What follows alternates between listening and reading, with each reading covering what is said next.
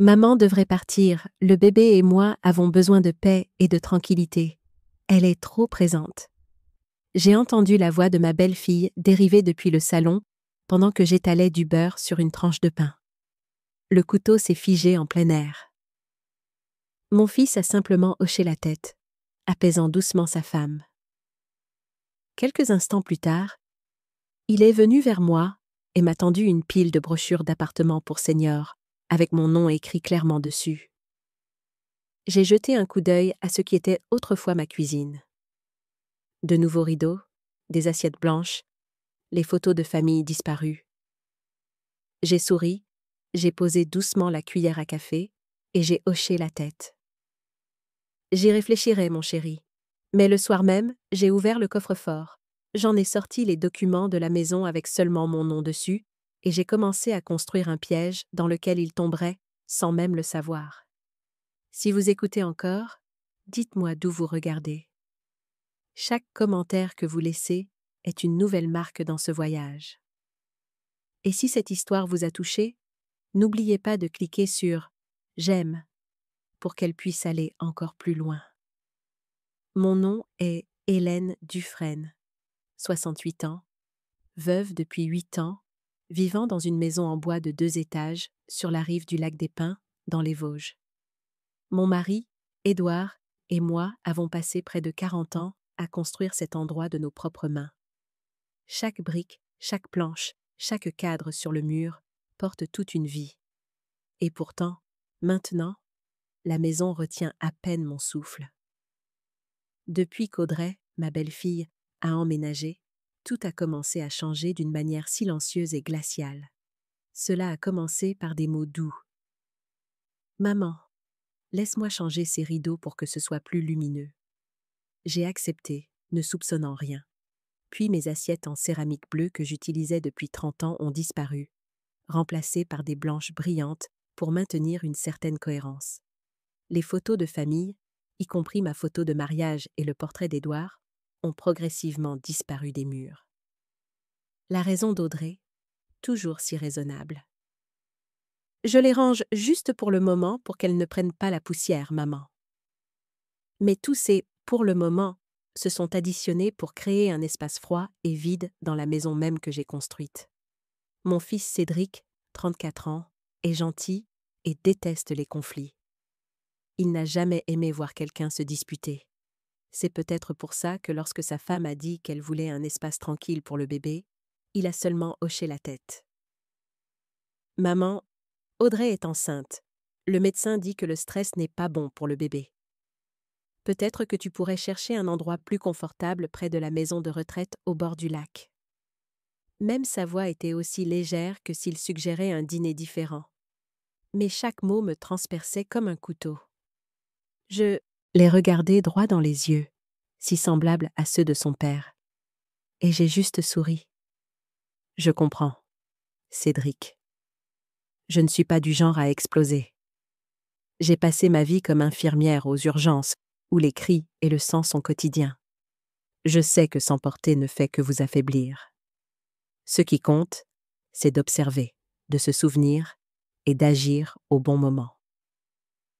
Alors ce soir-là, après qu'il se soit couché, je me suis assise dans le bureau d'Édouard et j'ai ouvert le coffre-fort. À l'intérieur se trouvait l'acte de propriété de la maison à mon nom, l'assurance habitation, les registres de la taxe foncière et le testament que j'ai mis à jour après la mort d'Édouard. J'ai tout posé sur le bureau, bien aligné. Sur chaque page, un tampon rouge indiquait clairement « Propriétaire, Hélène E. Dufresne ».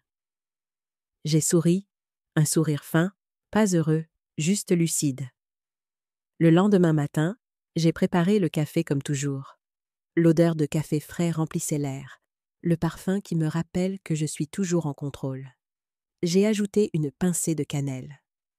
Une vieille habitude d'Édouard, puis je me suis assise à la table de la cuisine.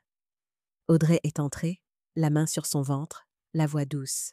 « Bonjour maman, je voulais te demander, as-tu regardé les prospectus hier soir ?» J'ai siroté mon café, l'amertume enrobant ma langue. « Oui, j'y réfléchirai. J'ai gardé le même sourire. Elle ne savait pas que j'avais déjà installé une application d'enregistrement automatique sur mon téléphone pour sauvegarder chaque conversation dans la maison. J'ai commencé un journal d'incidents. Toute infirmière sait à quel point c'est important. Chaque fois que quelque chose était déplacé ou qu'un commentaire désinvolte était fait, je le notais. Date, heure, qui l'a dit, à qui et de quoi il s'agissait. Sous chaque ligne, je mettais une étoile si cela me semblait suspect. 12 mars. Audrey a changé les rideaux. Raison. Plus lumineux pour le bébé. 15 mars. La photo de mariage a disparu du mur. Raison. Pour éviter la poussière. 20 mars. Cédric a dormi dehors. Raison. Audrey a besoin de calme. Chaque nuit, je regardais le journal comme si je rassemblais des preuves pour un cas dont le patient ignorait l'existence. La maison m'est devenue étrangère. Chaque matin, Audrey mettait de la musique douce, appelant cela de la thérapie de grossesse. Elle flottait dans le salon en manche de soie, la main toujours sur son ventre comme une actrice principale dans un film sur la maternité, tandis que moi, la véritable mère de cette maison, j'étais reléguée à un rôle de soutien silencieux. Je l'ai entendu dire à une amie au téléphone « J'adore ma belle-mère, mais elle stresse le bébé. Nous devons lui trouver un autre endroit pour qu'elle puisse se reposer. » La voix était douce comme du sucre, mais en dessous se cachait l'odeur du métal froid. Je continuais d'aller au marché, de cuisiner, de m'occuper du jardin, mais tout ce que je faisais devenait une épine dans son pied. Un matin, j'étais au téléphone avec ma sœur à Lyon quand Audrey est descendue, agacée. « Tu as appelé à quelle heure, maman ?»« Vers 10 heures. » C'est le milieu de ma sieste du matin. Tu sais, le médecin dit que les femmes enceintes ont besoin de leur repos matinal. Tu parles un peu fort. Je l'ai regardé et j'ai seulement dit « J'en tiendrai compte. » Dans ma tête, j'ai marqué une étoile rouge dans le journal. J'ai ajouté une caméra de sonnette. Audrey pensait que je m'inquiétais pour la sécurité, mais je voulais savoir qui entrait et sortait quand Cédric n'était pas là. J'ai aussi placé un petit enregistreur dans le meuble du salon. Tout ce que je faisais était lent et prudent, comme aux échecs. Pas besoin de gagner maintenant. Juste m'assurer que lorsque ce sera mon tour de jouer, l'autre camp n'aura nulle part où aller. La 3e nuit, après le petit déjeuner sur le déménagement, Cédric a dit qu'il dormirait au travail par commodité. Je savais qu'il suivait le plan de sa femme pour qu'elle puisse se reposer. J'ai entendu la portière de la voiture se fermer. Puis, la maison est tombée dans le silence. À l'étage, Audrey a allumé la lumière dans ma chambre, celle qu'Édouard et moi avions utilisée, et a fait les 100 pas, mesurant et prenant des notes. Je me tenais au bas de l'escalier et je regardais en haut, sans rien dire. Certaines choses, il suffit de les voir pour les comprendre. Ce soir-là, je me suis versé un verre de vin rouge et je me suis assise près de la fenêtre donnant sur le lac. L'eau ondulait sous la lune, calme d'une manière qui semblait suspecte. Édouard me manquait, lui qui disait toujours « Tu sais, Hélène, la victoire ne vient pas des cris.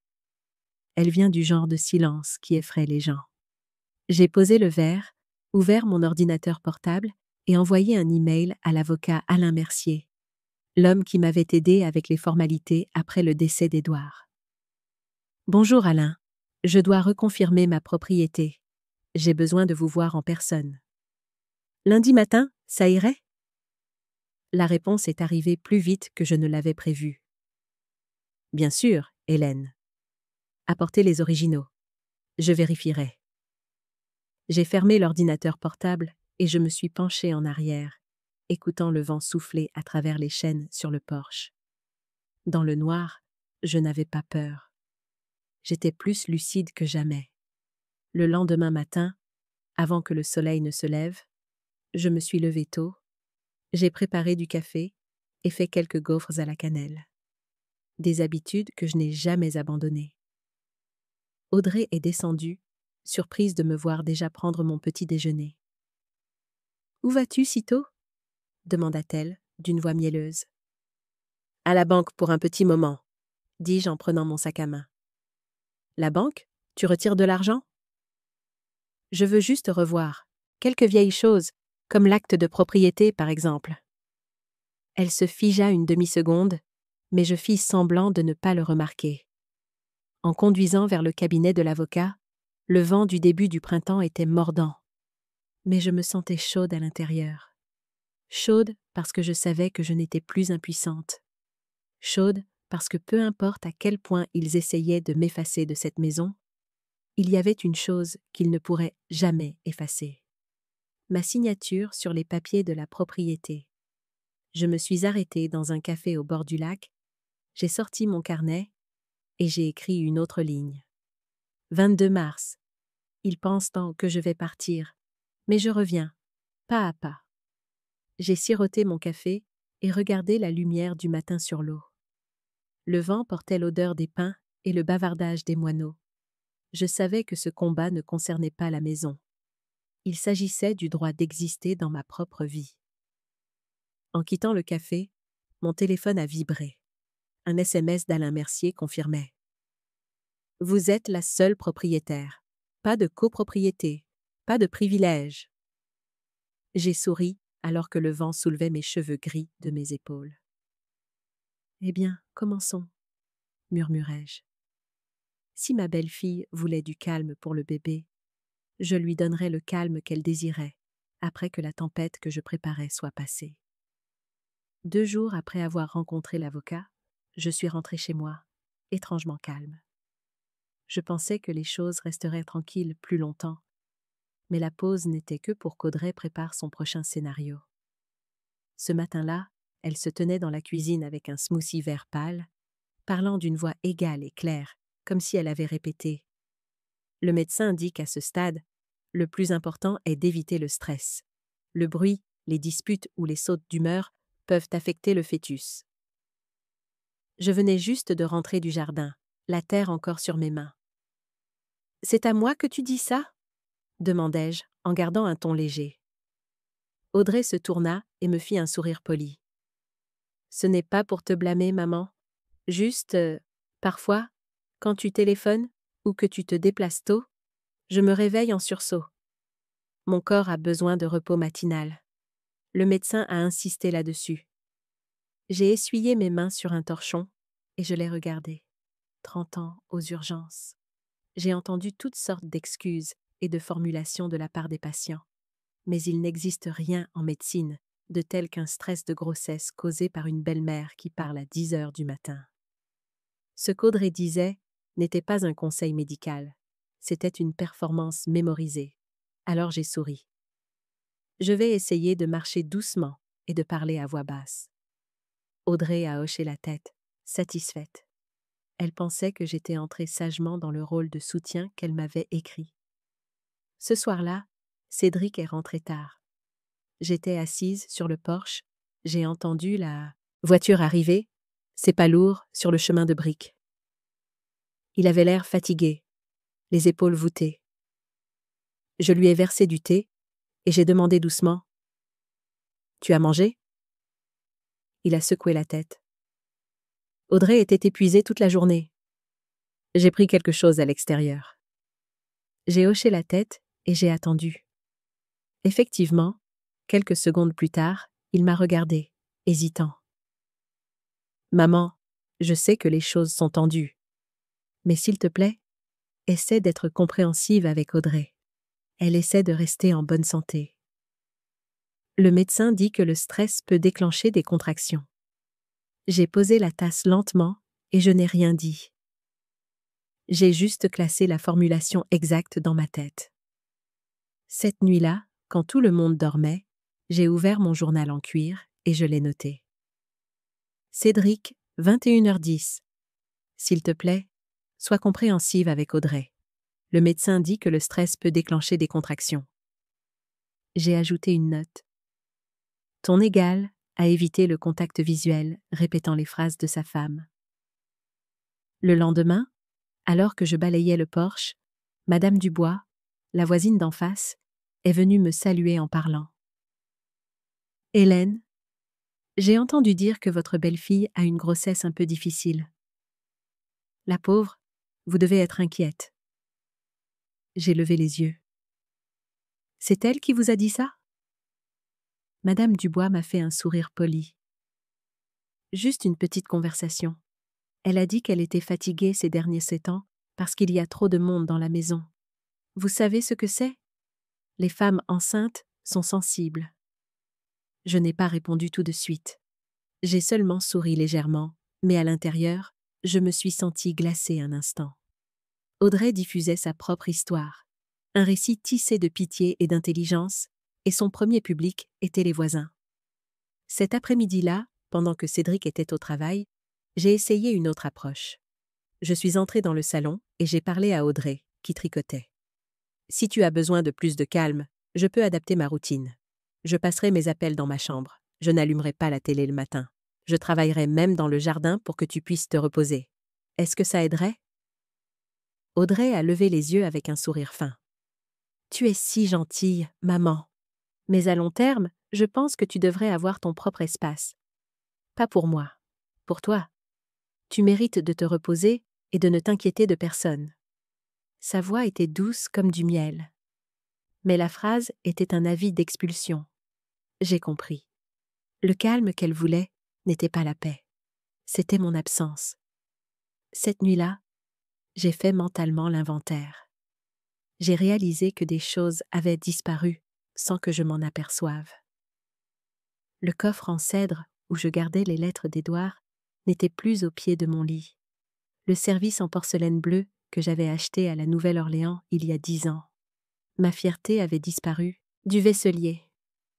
La courte pointe d'anniversaire qu'Édouard m'avait offerte pour nos 30 ans, temporairement rangée au sous-sol, selon Audrey. Je suis descendue au sous-sol pour vérifier. Il faisait froid, sombre et étouffant. Parmi des boîtes en carton étiquetées au marqueur noir, j'en ai vu une marquée « Cuisine de maman ». Je l'ai ouverte.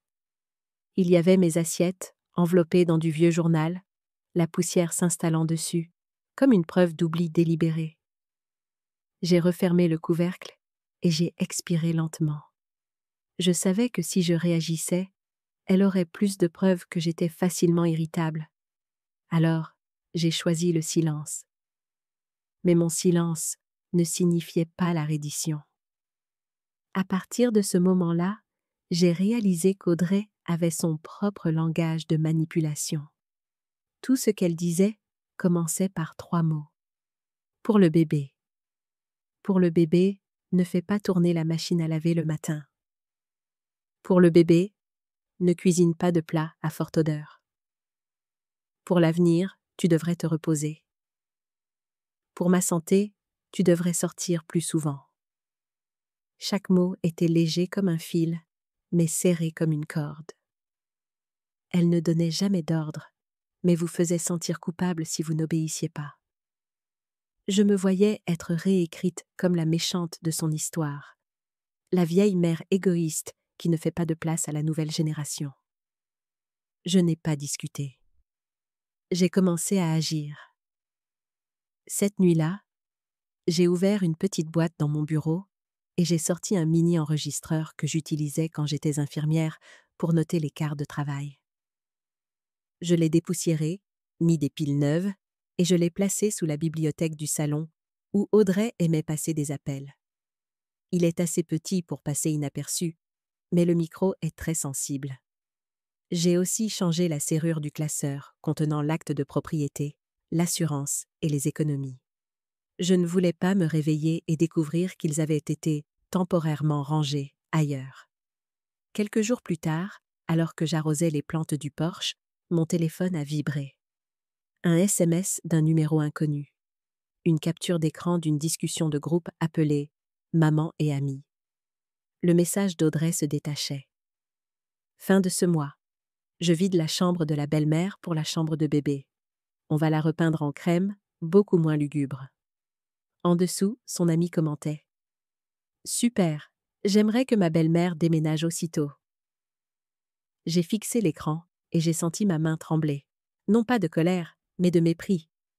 J'ai enregistré l'image dans le dossier Preuve 2, puis je l'ai copiée sur un disque externe. Chaque donnée, chaque ligne était un maillon d'une chaîne. Je n'avais pas besoin de rager. J'avais juste besoin d'être minutieuse. Cet après-midi-là, j'ai entendu Audrey rire dans le salon, la voix haute et claire. Bien sûr, c'est épuisant. Elle pense toujours avoir raison. Mais je vais bientôt avoir une belle chambre. Attends un peu. La voix de son amie a retenti au téléphone, avec une musique faible en fond. Tu le mérites. Les femmes enceintes devraient être prioritaires. Audrey a baissé la voix. Cédric ne s'opposera pas. Il veut juste une vie tranquille. Je me tenais derrière la porte de la cuisine, entendant chaque mot clairement. J'ai eu envie de rire, un rire sans joie. Cédric ne s'oppose pas. Vrai, mais ne pas s'opposer n'est pas la même chose qu'être d'accord. Certaines personnes choisissent le silence pour éviter la confrontation, et ce silence les tue lentement. Je suis retournée à la table, j'ai ouvert mon journal et j'ai écrit la dernière ligne de la journée. 29 mars. Audrey confirme le vidage de ma chambre pour la chambre de bébé. Ton confiant, aucune peur. La confiance est sa première faiblesse. J'ai fermé le journal, posé le stylo sur la couverture et laissé mes yeux se reposer sur la petite photo d'Édouard sur l'étagère. Tu vois ça, n'est-ce pas ? Murmurai-je. Il pense que je suis devenue faible, mais tu sais qu'Hélène Dufresne n'a jamais été faible. J'ai éteint les lumières et laissé la maison s'installer dans une obscurité silencieuse. Quelque part à l'étage, Audrey murmurait encore une méditation prénatale, sa voix stable comme une berceuse de tromperie. Je me suis inclinée et j'ai écouté le vent glisser par la fenêtre, transportant l'odeur de jeunes pins et le doux clapotis du lac. Je savais que je dormirais profondément cette nuit. Plus cela continuait, plus j'étais certaine que le jeu ne faisait que commencer.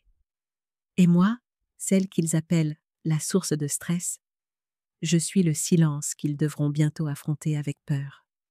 Ce matin-là, je venais de finir d'arroser les œillets sur le porche quand j'ai entendu le cliquetis de talons hauts à l'intérieur. Pas mon bruit. Celui d'Audrey, la femme qui marchait dans ma maison comme si elle en était la propriétaire. Quand je suis entrée, elle était assise à la table de la salle à manger avec une pile de grandes pages glacées et un sourire un peu trop éclatant. « Oh, te voilà, maman !» a-t-elle gazouillé. « Je viens de trouver quelque chose. Je pense que ça va te plaire. » Sur la table se trouvait une brochure crème intitulée « La Chênaie dorée, résidence pour seniors » où un chapitre paisible commence. Je connais le format. Propre, facile à lire. Des photos de seniors rayonnant dans des jardins fleuris ou des salles de yoga. Une publicité pour un bonheur fabriqué, conçue pour convaincre les personnes âgées qu'elles choisissent la liberté et non d'être laissées pour compte. Audrey l'a ouverte, ses ongles rose pâle glissant sur chaque page. « Regarde, maman, les chambres sont lumineuses avec de grandes fenêtres donnant sur le jardin. Ils ont des transports, des repas diététiques planifiés et un club de danse le vendredi. Tu te feras plein de nouveaux amis. » J'ai regardé de plus près. Un studio avec une seule fenêtre, en briques rouges pâles, avec la photo d'une femme aux cheveux d'argent, lisant à côté d'un vase de fleurs en plastique. Dans le coin supérieur, un cercle au stylo rouge autour de cette image avec une note manuscrite. Parfait pour elle. « Tu as bien regardé ça ? » demandai-je, d'une voix stable. Audrey a souri légèrement. « Oui, j'ai juste fait quelques recherches avant pour que tu n'aies pas à faire le gros du travail. La Chênaie dorée n'est qu'à 20 minutes en voiture, avec sa propre navette pour les courses et les rendez-vous. Super pratique, maman. » À ce moment-là, Cédric est entré. Sa cravate encore défaite. Il a posé son téléphone et a jeté un coup d'œil à la brochure. « Tu devrais y jeter un œil, maman. C'est bien là-bas. Plus de jardinage ni de réparation de tuyaux. Le personnel s'occupe de tout. Tu pourras te détendre. » J'ai posé ma main sur le dossier d'une chaise et je les ai regardés tous les deux. La pièce est devenue si silencieuse qu'il semblait que l'air avait cessé de bouger. J'ai demandé lentement, mot par mot. Avez-vous oublié qui est sur l'acte de propriété de cette maison? Ils se sont figés. Les yeux de Cédric se sont tournés vers Audrey, attendant sa réaction. Elle a cligné des yeux, puis a laissé échapper un petit rire, un peu troublé. Oh maman, bien sûr que personne n'a oublié. Je pensais juste que tu serais peut-être plus à l'aise là-bas. Je ne pense qu'au bébé. J'ai souri. C'est ça, pour le bébé. J'ai tiré une chaise, je me suis assise et j'ai levé mon café, en soufflant dessus. Cet endroit a l'air paisible. Exactement, dit Audrey, sa voix s'éclaircissant, pensant que je m'étais adoucie. Si tu es d'accord, je peux organiser une visite avec le directeur.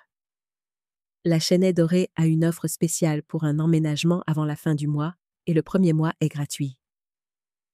J'ai posé la tasse et j'ai repoussé la brochure vers elle. Intéressant, mais je pense que je dois réfléchir attentivement. Après tout, on dit que si on veut déménager, il faut d'abord être propriétaire de l'endroit où l'on vit. Le sourire d'Audrey s'est un peu crispé. Cédric s'est empressé d'arrondir les angles, forçant un rire. On veut juste t'aider, maman. Il n'y a rien d'autre derrière ça. Bien sûr, répondis-je, d'une voix stable, les yeux calmes. Je le crois. Je me suis levée et j'ai porté ma tasse de café à l'évier. Personne n'a dit un mot de plus. J'ai entendu Audrey expirer doucement, comme si elle venait d'esquiver un danger qu'elle ne comprenait pas tout à fait. Cette nuit-là, après qu'ils soient tous les deux montés dans leur chambre, je me suis assise dans le bureau et j'ai ouvert mon ordinateur portable. La brochure crème était toujours sur le bureau. La lampe, éclairant les mots. Un lieu d'appartenance. J'ai eu un petit rire. Un lieu d'appartenance? J'appartiens à cette maison depuis 40 ans. Il n'y a aucune raison de l'échanger contre un appartement de 30 mètres carrés, juste parce que quelqu'un d'autre trouve ça pratique.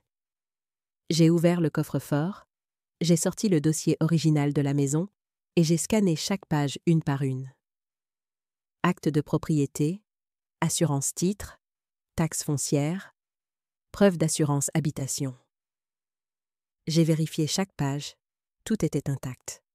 Personne n'a le droit d'y toucher.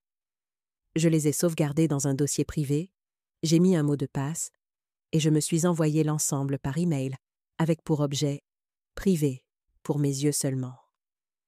C'est fait. J'ai ouvert mes messages et j'ai envoyé un SMS à l'avocat Alain Mercier. Alain, veuillez reconfirmer ma propriété exclusive du bien du Lac des Pins. Pas de copropriétaire, pas de privilège, pas de transfert.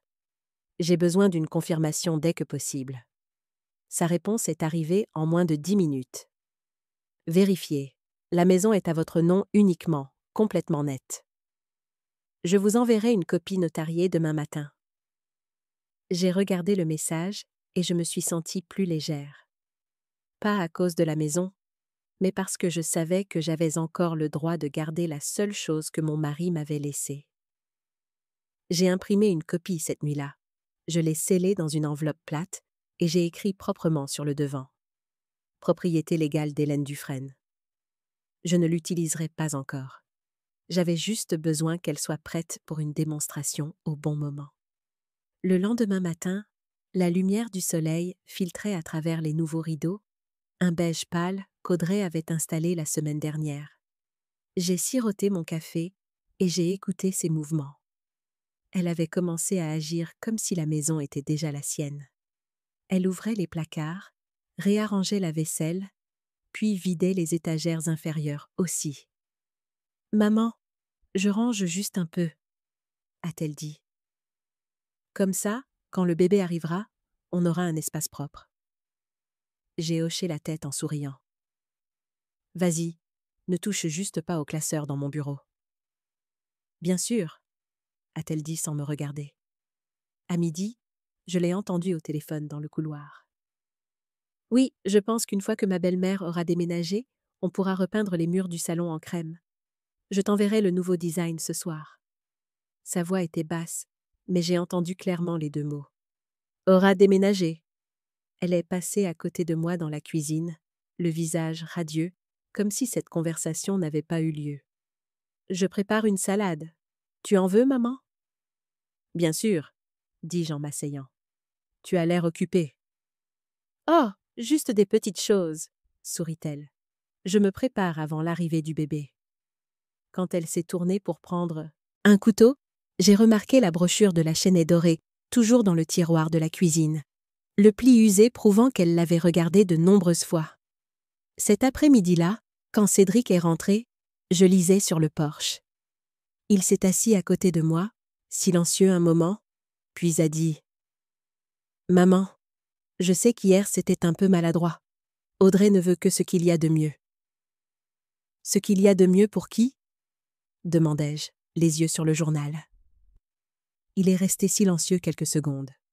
« Pour nous tous. » J'ai plié le journal et j'ai regardé vers le lac. « Mon fils, parfois les gens disent « pour tout le monde », mais ils veulent vraiment dire « pour eux-mêmes ». J'ai vu ça plus souvent que tu ne le penses. Cédric a soupiré doucement. Je ne veux juste pas de malentendus entre toi et elle. Des malentendus? J'ai eu un petit sourire. Il n'y a pas de malentendus ici, Cédric. J'ai tout entendu. J'ai posé une main sur son épaule et je l'ai tapotée. Ne t'inquiète pas. Je ne vais pas me disputer. Je vais juste te rappeler une chose. Je sais exactement quel nom est sur cette maison. Et je sais quand il est temps de le rappeler aux autres aussi. Il m'a regardé, confus, puis a fait un petit signe de tête. Je comprends. Cette nuit-là, alors que les lumières de la maison s'éteignaient, j'étais encore éveillée. Je me tenais à la fenêtre et je regardais le jardin qu'Édouard et moi avions entretenu pendant 40 ans. Les rangées de tulipes bourgeonnaient, de l'herbe verte et fraîche poussait à travers le sol humide. Je me suis souvenu qu'Édouard avait dit un jour « Ne laisse personne planter dans ton jardin avant de savoir ce qu'il a l'intention de cueillir. » J'ai souri, j'ai fermé les rideaux. En bas, la lumière du salon brillait encore. Audrey rangeait, ou plutôt faisait une inspection complète. J'ai entendu le cliquetis de la porcelaine, des pas mesurés dans chaque coin. Elle répétait son rôle. La nouvelle propriétaire de la maison. Je suis allée me coucher, j'ai éteint la lumière et j'ai pensé « Continue, Audrey. Mieux tu joueras, plus dure sera ta chute quand le rideau tombera. » Cet après-midi-là, alors que je taillais la lavande le long de la clôture, Paul Delaney, ma voisine de droite, s'est approchée. Elle a quelques années de plus que moi, une petite silhouette, des cheveux doucement bouclés, et elle porte toujours un soupçon de rose. Elle m'a tendu un sac de pommes fraîchement cueillies et a parlé comme si de rien n'était. « Hélène, je ne veux pas être indiscrète, mais hier, j'ai dû m'arrêter à l'auberge du Croissant, celle en face de la station-service, et j'ai vu Audrey avec un homme. J'ai arrêté mes cisailles. Quel homme? Paul a baissé la voix. Je ne connais pas son nom, mais il portait un costume sombre, conduisait une Lexus noire, une carrure assurée, environ 40 ans. J'ai reconnu Audrey à ses cheveux et à ce manteau crème qu'elle porte souvent. Ils ne regardaient pas autour d'eux. Ils sont juste entrés en se tenant la main. J'ai appelé son nom, mais elle a fait comme si elle n'avait pas entendu. J'ai gardé mon sang-froid, j'ai souri et j'ai accepté les pommes. « Peut-être que vous avez mal vu, » dis-je doucement, mais à l'intérieur, les pièces ont commencé à bouger. Cette nuit-là, j'ai écrit dans mon journal « 2 avril, Paul Delaney dit avoir vu Audrey avec un homme inconnu à l'auberge du Croissant. Description : costume sombre, montre en argent, Lexus noir, pas Cédric. » Je l'ai relu plusieurs fois, m'arrêtant sur « pas Cédric ». Certaines choses, on ne veut pas les croire. Mais l'intuition d'une femme, surtout après près de 7 décennies, se trompe rarement. 3 nuits plus tard, vers minuit, je me suis réveillée au son d'un rire doux venant du salon. Ce rire était léger et séducteur, mais complètement différent de la voix d'Audrey quand elle parlait devant Cédric. Il semblait plus vrai, plus libre, plus nu. J'ai descendu les escaliers lentement, en faisant attention de ne pas faire de bruit.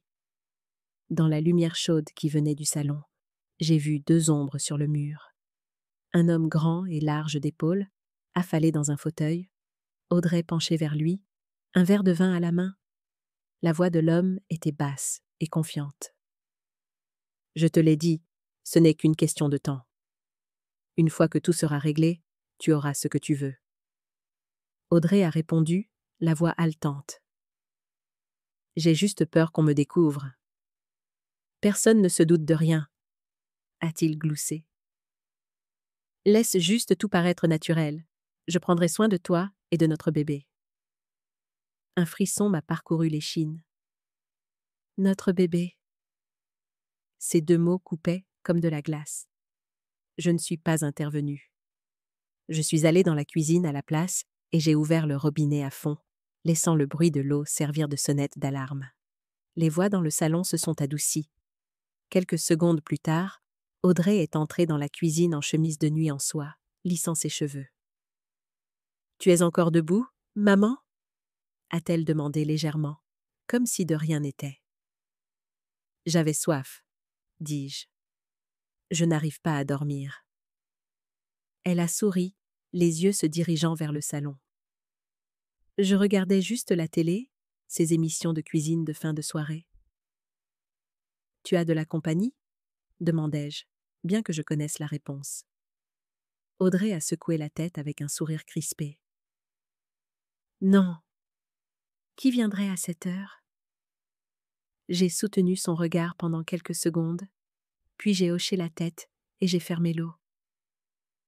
C'est vrai. Les émissions de cuisine si tard doivent être assez intéressantes. Elle n'a rien dit, puis s'est éclipsée rapidement. J'ai entendu une porte se fermer doucement, des chaussures d'homme glisser sur le parquet, et quelques minutes plus tard, un moteur démarrer dans l'allée. Le lendemain matin, Audrey a agi comme si de rien n'était. Elle a préparé un smoothie, mis de la musique de méditation, et a parlé de redécorer la chambre de bébé. Cédric continuait de partir tôt et de rentrer tard, répétant une phrase comme s'il avait été hypnotisé. Audrey a besoin de se reposer. Maman, s'il te plaît, n'ajoute pas de pression. J'ai juste souri et je n'ai pas discuté. Mais j'ai commencé à rassembler des preuves. J'ai ouvert l'application de la sonnette intelligente que j'avais installée des semaines auparavant, celle avec détection de mouvement et enregistrement automatique. Effectivement, l'historique montrait un clip à 23h47. Un grand homme en costume sombre entrant dans la maison sans lever les yeux vers la caméra. J'ai zoomé et j'ai vu à son poignet gauche le reflet d'une grosse montre en argent. J'ai téléchargé le clip et je l'ai nommé « Entrée croissant 23h47 ». À partir de ce moment-là, j'ai surveillé de plus près l'emploi du temps de Cédric. Il disait qu'il avait des gardes successives à l'entreprise, même des nuits entières. Audrey, pendant ce temps, était plus libre que jamais. Elle recevait des invités, signait pour des colis personnels et disparaissait parfois pendant des heures sans explication. J'ai commencé à tout noter. 4 avril, Lexus noir garé devant à 20h15. La caméra capture une silhouette masculine correspondant au 2 avril. 5 avril, Cédric dit qu'il dort au travail. 22h32. Lumière de la sonnette allumée pendant 2 minutes. Mouvement détecté. Pas de visage clair. 6 avril. Audrey au téléphone dans le salon. Ne t'inquiète pas, les choses avancent. J'avais l'impression de vivre dans une pièce de théâtre où j'étais à la fois témoin et public. Un après-midi, pendant que Cédric était au travail, J'ai entendu une voiture s'arrêter devant. J'ai jeté un coup d'œil à travers le rideau. La même Lexus noire. L'homme est sorti. Cette fois, j'ai vu plus clairement. Environ 40 ans, grand, larges épaules, cheveux foncés avec quelques mèches grises, une montre Omega au poignet, un costume bleu marine parfaitement ajusté. Il a sonné, sans se presser. Quelques secondes plus tard, Audrey a ouvert la porte, son visage s'illuminant sans réfléchir. Il lui a caressé la joue avant d'entrer, si intime que ce ne pouvait être que plus que des amis. Je suis restée derrière la porte de la cuisine, le cœur battant, mais étrangement lucide. C'était Grégoire Pélissier. Je connaissais son nom grâce à une carte d'événement qui était tombée de la poche du manteau d'Audrey l'autre jour. Un dîner d'affaires pour le groupe financier Pélissier. Le timing correspondait parfaitement. Je ne les ai pas confrontés. Pas encore. Je les ai laissés prendre un peu plus confiance pour que mon piège soit plus complet. J'ai ouvert mon téléphone et j'ai vérifié l'application de la caméra. L'image était claire. Grégoire est entré avec un sac de courses, l'a posé sur la table. Ils se sont assis près l'un de l'autre en riant. J'ai activé l'enregistrement audio à distance et j'ai sauvegardé toute la conversation. Grégoire, je mets tout en place. Une fois qu'elle aura déménagé, la maison sera à ton nom. Tu le sais, Audrey, j'ai peur que sa mère le découvre. Grégoire, elle ne se doutera de rien. Joue juste la femme épuisée. Les gens auront pitié de toi. Audrey, je n'en peux plus. Je veux que ce soit fini rapidement. Grégoire, patience, mon amour, tu auras tout. Quand ça s'est terminé, je suis restée assise dans le noir et j'ai réécouté, les mains toujours froides. Donc, pour le bébé, pour la santé, pour l'avenir, tout cela n'était que des dialogues dans un plan pour prendre ce qui ne leur appartenait pas. À partir de ce moment-là, j'ai ouvert un nouveau dossier sur mon ordinateur appelé « Croissant ». J'ai tout sauvegardé à l'intérieur. Des photos de la Lexus, des vidéos de la caméra, des fichiers audio, le journal des événements, même une copie du message de Paul. Je l'ai organisé comme un dossier médical, en étiquetant chaque élément par date et heure. Je sais une chose. Les gens qui se croient plus malins que tout le monde font les mêmes erreurs. Ils laissent des traces. Audrey est trop jeune. Grégoire est trop arrogant. La nuit suivante, j'ai de nouveau entendu une voiture. Cette fois, pas la Lexus, mais une berline de location. Le moteur s'est arrêté. Le silence s'est installé. Je suis restée au lit, les yeux ouverts. Pas besoin de descendre. J'ai juste pris mon téléphone et ouvert l'application de la caméra. L'image est apparue. Audrey ouvrant la porte en peignoir, les yeux brillants. Note rapide. 8 avril, Grégoire Pélissier se présente pour la 3e fois cette semaine. Heure 23h06. Cédric absent. J'ai regardé l'écran et j'ai murmuré pour moi-même. Vas-y, Audrey, continue de croire que je suis aveugle. Dehors, le vent nocturne soufflait dans le jardin. Les tiges de lavande tremblaient. Un rire doux flottait du salon. Des verres s'entrechoquaient. J'ai fermé les yeux, plus blessée, seulement froide, avec la clarté de quelqu'un qui sait qu'un nouveau chapitre arrive. Et je suis la seule à tenir la plume. J'ai ouvert le dossier « Croissant » et j'ai ajouté une ligne de plus au fichier de notes. Préparation pour la révélation. Plus ils y croient, plus les preuves seront nettes. Et j'ai souri, un petit sourire comme un souffle dans la nuit, tenant une promesse silencieuse.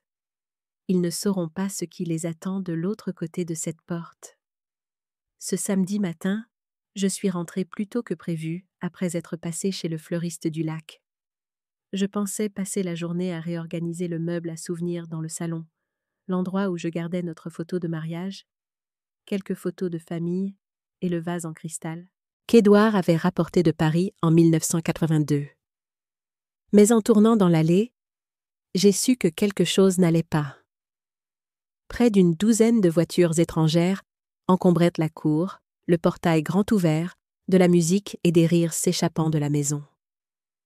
Je suis sortie, tenant toujours un bouquet de tulipes roses.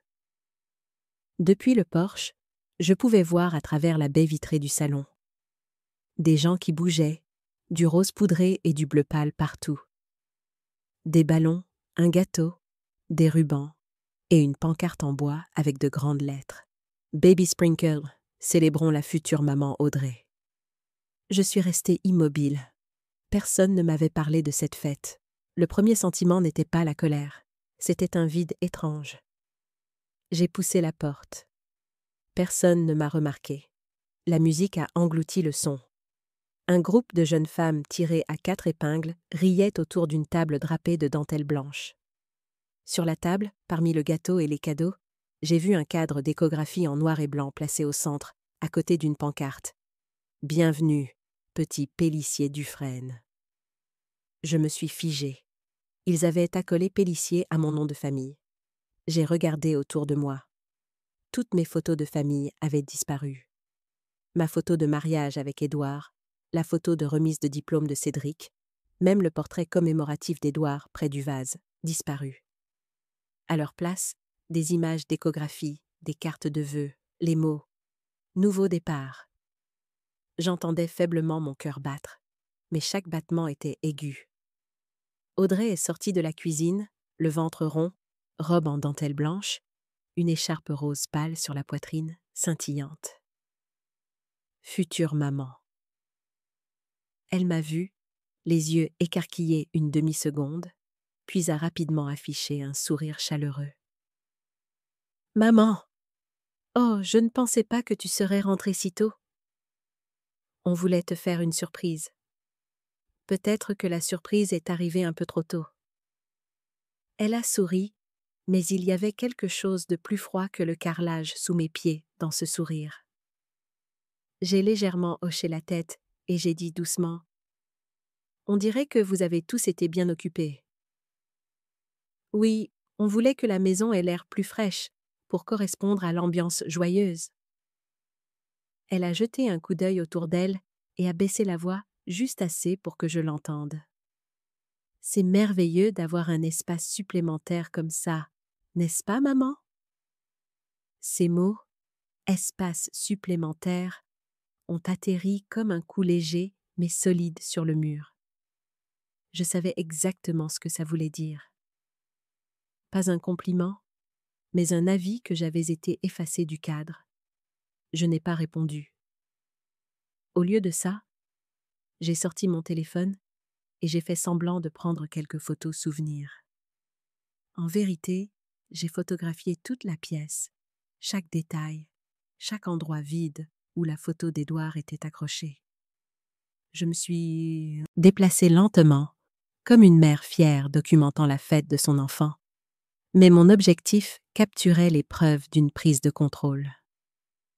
En passant devant la cuisine, j'ai entendu une voix basse dans un coin, une voix masculine familière. J'ai fait une pause, j'ai reculé d'un demi-pas, faisant semblant de vérifier mon téléphone. Par l'entrebâillement de la porte, j'ai vu un homme en costume sombre avec une montre en argent brillante, Grégoire Pélissier. Il tendait à Audrey une enveloppe blanche qu'elle a rapidement glissée dans l'écharpe rose sur sa poitrine. Je suis restée immobile. Personne n'apporte une enveloppe à une Baby Sprinkle, à moins que ce ne soit pas une carte de félicitations. « Tu es sûre ?» La voix d'Audrey était basse, un peu tremblante. « Absolument. Après la naissance du bébé, il s'en occupera, » a dit Grégoire. Je ne l'ai pas mal entendu. Il s'en occupera. Sa voix était si claire. Je pouvais entendre les respirations entre les mots. J'ai appuyé sur l'enregistrement de mon téléphone. Je l'ai mis en mémo vocal et je l'ai glissé dans ma poche. Je suis restée là pendant près d'1 minute, jusqu'à ce que les rires et les tintements de verre reprennent. Ils sont sortis en souriant comme si de rien n'était. Je suis entrée avec un sourire calme. « Désolée, j'ai oublié de prendre plus d'assiettes. » Grégoire m'a regardé, a hésité, puis a fait un signe de tête poli. « Bonjour, Madame Dufresne. Je suis un ami de Cédric. »« Bien sûr, dis-je. J'ai beaucoup entendu parler de vous. » La réponse a troublé ses yeux une seconde. Audrey est intervenue rapidement. Grégoire travaille dans la même entreprise que Cédric, maman. Oh, super. Alors vous devez vraiment bien vous comprendre, dis-je d'un ton égal, le visage inchangé.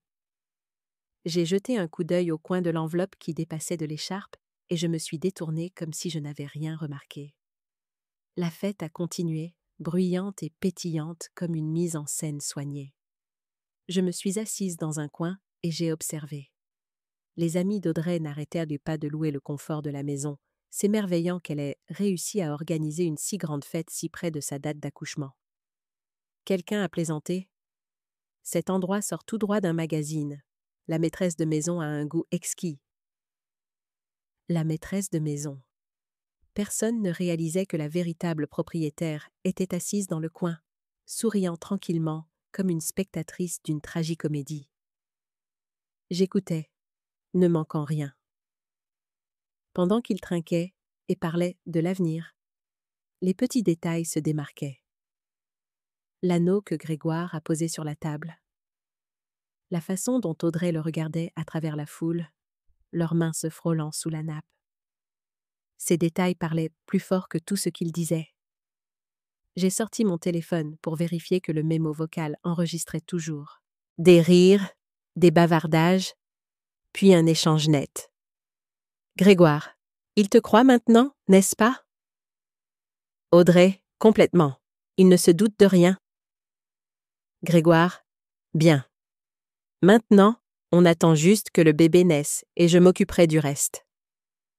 J'ai arrêté l'enregistrement et j'ai sauvegardé le fichier sous le nom de preuve Sprinkle. Puis j'ai ouvert l'appareil photo et j'ai fait un autre panoramique lent. Cette fois, en capturant délibérément le visage de Grégoire dans le cadre et sa main reposant légèrement sur le dos d'Audrey. L'après-midi a dérivé comme un brouillard.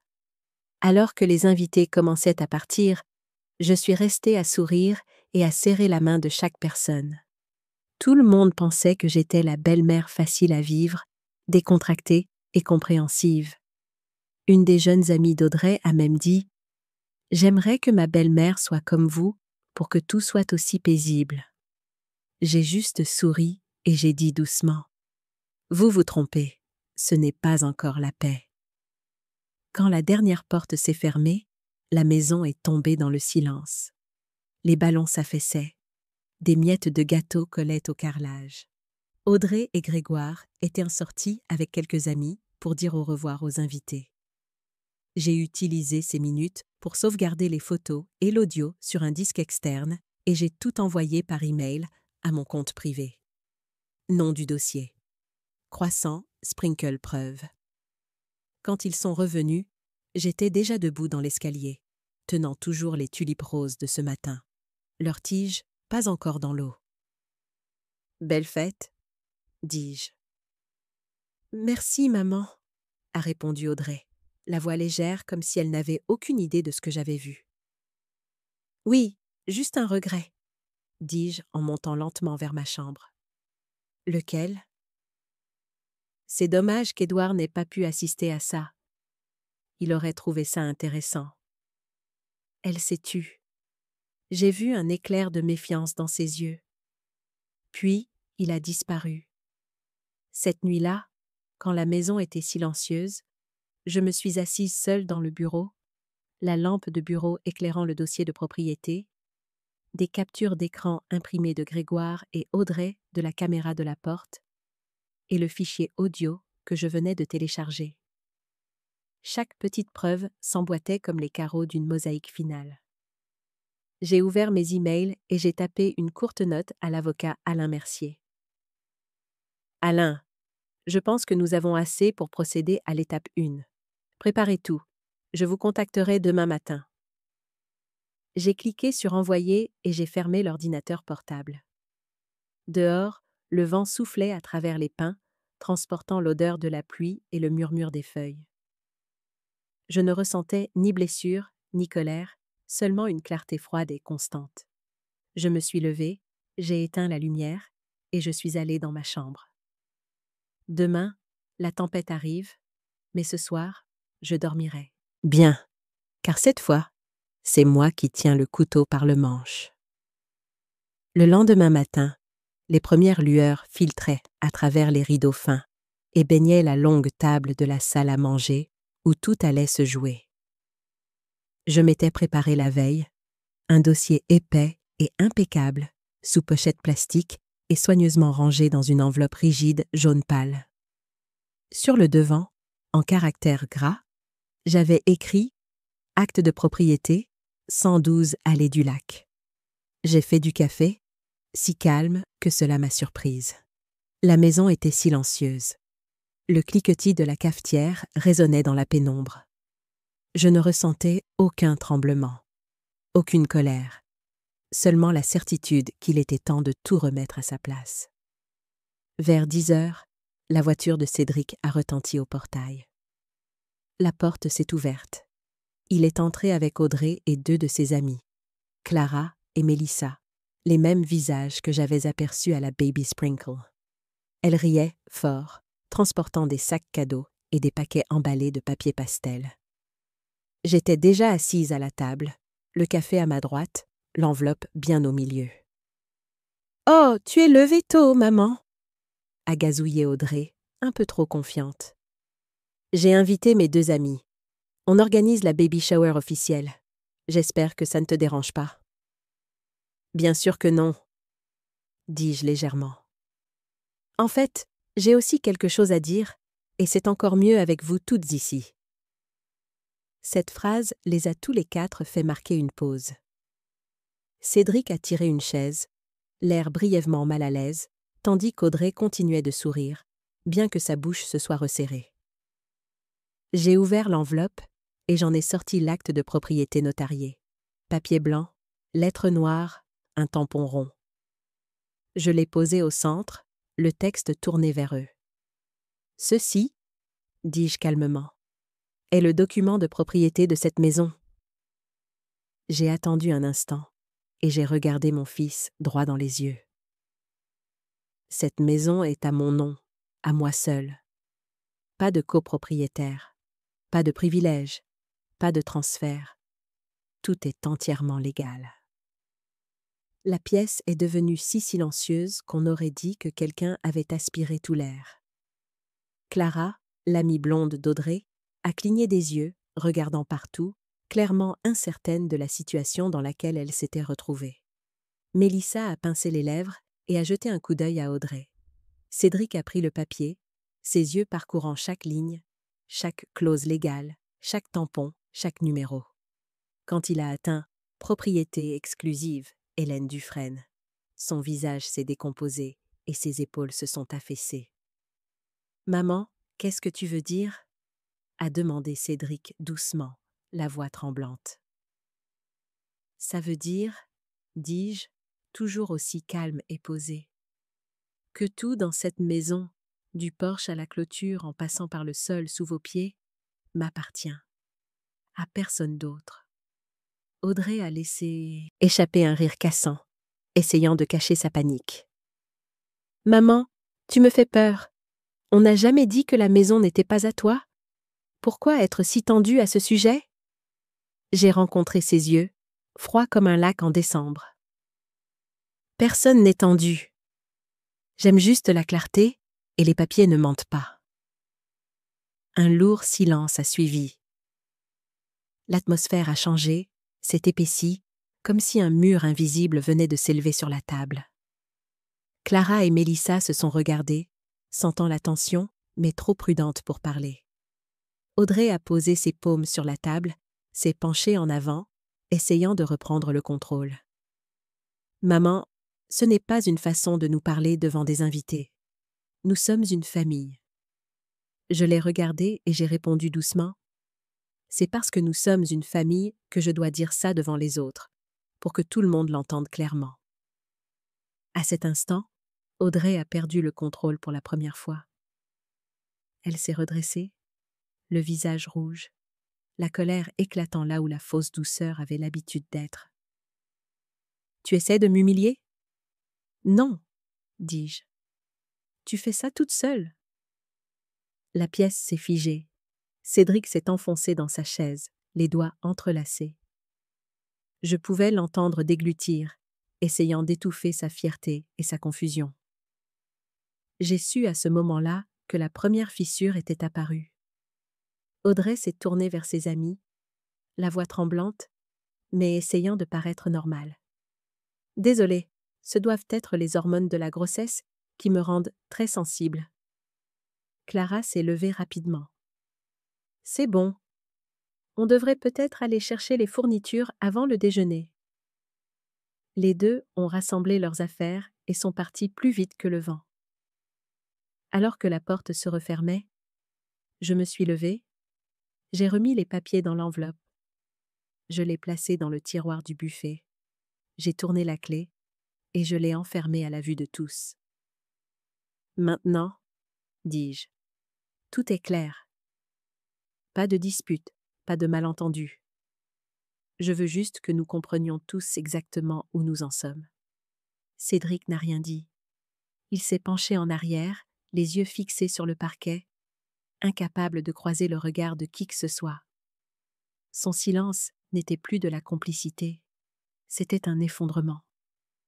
Je le voyais dans ses yeux, la foi vacillant, une fine poussière de doute s'installant sur tout ce qu'Audrey avait dit. Audrey l'a vu aussi. Elle s'est précipitée vers lui et a posé une main sur son épaule. « Ne l'écoute pas, chérie. On n'a jamais eu l'intention de lui prendre quoi que ce soit. » Cédric n'a pas répondu. Il a fermé les yeux. « J'ai besoin d'air. » Puis, il s'est levé et est sorti sans se retourner. La porte s'est fermée, nous laissant Audrey et moi dans une pièce aussi immobile que la pierre. Elle a pincé les lèvres, les yeux sombres. « Tu crois vraiment que tu as gagné ?» J'ai souri, la voix basse et posée. « Non, je ne fais que commencer. » Cet après-midi-là, mon téléphone a vibré sans arrêt. Les messages d'Audrey affluaient. « Maman, il faut qu'on parle. Tu me comprends mal. Je ne sais pas pourquoi tu fais ça, mais tu fais du mal à Cédric. Ne détruis pas ma famille. » Je n'ai pas répondu. Pas par colère, mais parce que ce n'était pas nécessaire. Chaque SMS arrivait et repartait comme de faibles rafales contre une fenêtre verrouillée. J'ai ouvert mon ordinateur portable et je suis allée dans ma boîte de réception privée. Dans les brouillons, j'ai tapé « Alain, veuillez rédiger un préavis de départ de 30 jours. Motif, occupation illégale, modification non autorisée et dommages moraux. Je signerai lorsque la version finale sera prête. » J'ai cliqué sur « Envoyer ». L'écran brillait, se reflétant sur la table où l'acte de propriété avait reposé. Dehors, le lac des pins était calme. Le vent effleurait les pins. Un léger bruissement comme la première fissure se propageant à travers la fausse coquille de la maison. Je me suis dit doucement, juste une fissure capillaire, mais à partir de là, tout va se fendre. Puis j'ai fermé l'ordinateur portable, j'ai pris mon café refroidi, j'ai levé les yeux vers le mur blanc où ma photo de mariage était accrochée, et j'ai souri lentement. C'est bon. Les photos peuvent être décrochées, mais cette maison est toujours la mienne. Et bientôt, ils apprendront que certains murs peuvent parler et qu'ils savent comment rendre la justice. Le lendemain matin, la rosée s'accrochait encore au lac des pins. Une fine lumière comme une feuille d'aluminium se glissait par la fenêtre de la cuisine. J'étais assise à la table avec une tasse de café fumante. Sur la table se trouvait un dossier crème, le préavis de départ de 30 jours que l'avocat Alain Mercier avait envoyé la nuit dernière. Court, en bonne et due forme, entièrement soutenu par la loi. Sous le titre en gras se trouvaient les motifs. Occupation illégale, modification intérieure non autorisée, dommages moraux et matériels. J'ai relu ces 3 phrases. Chaque mot portait le poids de longues nuits passées à observer, à endurer et à collecter des preuves. Aujourd'hui, je n'avais plus besoin de me cacher. J'ai glissé le préavis dans une enveloppe Je l'ai scellé et je l'ai posé sur la table. Quand les pas d'Audrey ont résonné dans l'escalier, j'ai pris une profonde inspiration. « Bonjour, maman » a-t-elle dit, la voix un peu rauque, les cheveux encore en désordre d'une nuit agitée.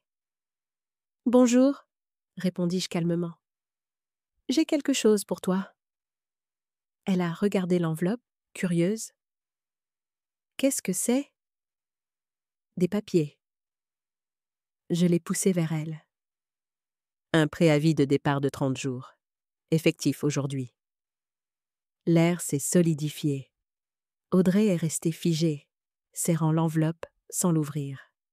« Qu'est-ce que tu as dit ?»« J'ai dit, » ai-je articulé, « que vous deux avez 30 jours pour partir. Les raisons sont listées. Occupation illégale, modification non autorisée et préjudice moral. » Elle a eu un rire forcé, la voix craquant. « Je suis enceinte. Tu ne peux pas jeter une femme enceinte hors de chez elle. » Je l'ai regardée droit dans les yeux, sans ciller. « La grossesse n'est pas un permis pour prendre ce qui ne vous appartient pas. » À cet instant, j'ai vu le masque se fendre. Sa bouche s'est ouverte, puis s'est refermée, sa respiration s'accélérant. « Tu es cruelle » a-t-elle chuchoté. « Les gens vont penser que tu es sans cœur. » J'ai haussé les épaules. Les gens peuvent penser ce qu'ils veulent. J'ai des preuves. Ce soir-là, alors que je débarrassais la table, Cédric est rentré. Son visage était tiré, ses yeux cernés. Il se tenait dans l'embrasure de la porte de la cuisine, les clés toujours à la main, la voix basse. « Maman, je sais que tu es en colère, mais s'il te plaît, ne fais pas ça. Attends au moins que le bébé soit né. Je ne veux pas qu'un enfant commence sa vie comme ça. » J'ai séché mes mains et je me suis retournée. « Crois-tu vraiment que cet enfant est le tien, Cédric ?» À la seconde où la question a quitté ma bouche, la pièce est tombée dans un silence absolu. Seule l'horloge murale faisait un tic-tac assez fort pour donner la chair de poule. Cédric me fixait, les sourcils froncés, comme s'il entendait une langue étrangère. « Qu'est-ce que tu viens de dire ?» J'ai soutenu son regard. J'ai demandé si tu es sûr que ce bébé est le tien. Il n'a pas répondu tout de suite. Ses poings se sont serrés, puis se sont desserrés. Dans ses yeux, j'ai vu un chaos de suspicion, de honte et une sorte de douleur grandissante. « Je... » a-t-il dit doucement. « Bien sûr que c'est le mien. Pourquoi dirais-tu ça ?»« Bien sûr, » ai-je répété doucement. « Ou veux-tu simplement y croire ?» Cédric a baissé la tête et est resté silencieux pendant un long moment. Je n'ai pas ajouté un mot. Je lui ai versé une tasse de café, je l'ai glissée vers lui et je me suis éloignée. Certaines questions n'ont pas besoin de réponse, car le silence en est déjà une. Cette nuit-là, seule dans le bureau, j'ai tout consigné dans mon journal. 17 avril, 21 ans. Remis le préavis de 30 jours à Audrey. Réaction, choc. La grossesse comme bouclier. Réponse, la grossesse n'est pas un permis pour prendre ce qui n'est pas à vous. Cédric a supplié de retarder jusqu'à après la naissance. J'ai demandé, es-tu sûr que le bébé est le tien ? Hésitation. Pas de réponse. Statut. La foi commence à vaciller. La fissure s'agrandit. J'ai fermé le livre et j'ai épinglé une nouvelle feuille de calendrier au meuble.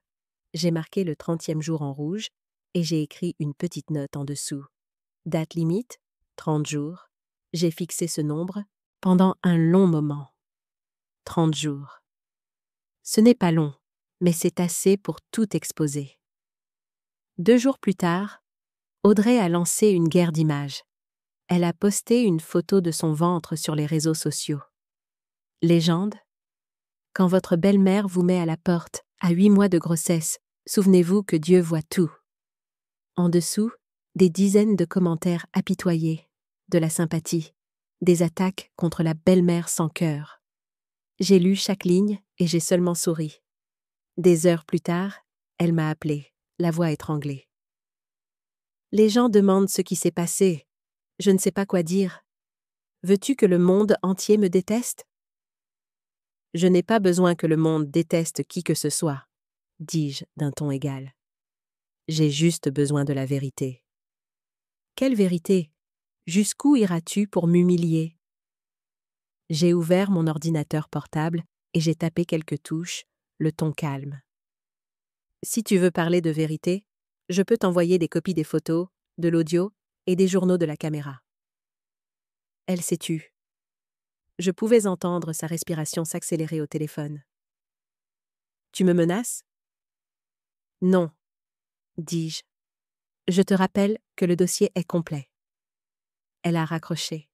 3 minutes plus tard, j'ai reçu des SMS. Tu ne me détruiras pas. Je ferai en sorte que tout le monde me croie. Je protégerai cet enfant à tout prix. Je les ai lus sans colère. Je n'ai ressenti que de la pitié. Une jeune femme utilisant l'émotion pour cacher la vérité, alors que les preuves s'alignaient, attendant le grand jour. Cet après-midi-là, je suis allée à la clinique du docteur Karine Doyle, une ancienne collègue de mes jours d'infirmière. J'ai exposé brièvement la situation et j'ai demandé « Si nous avons besoin d'un test de paternité après la naissance, comment ça marche ?» Karine m'a regardée en fronçant un peu les sourcils. « Hélène, tu es sûre? Ce n'est pas anodin. »« Je ne suis pas sûre, » dis-je. « C'est pourquoi j'ai besoin de la vérité. » Elle a hoché la tête, sa voix s'adoucissant. Quand le bébé sera né, si les 2 parents légaux consentent, c'est simple. S'il y a un litige, vous aurez besoin de documents juridiques. Des documents juridiques, j'en ai, dis-je. Et je peux en obtenir d'autres si nécessaire. Karine est restée silencieuse un moment, puis a dit « Je comprends, je vais t'aider. » J'ai quitté la clinique en me sentant un peu plus légère. Les choses allaient dans la bonne direction, même si ce n'était pas une direction agréable.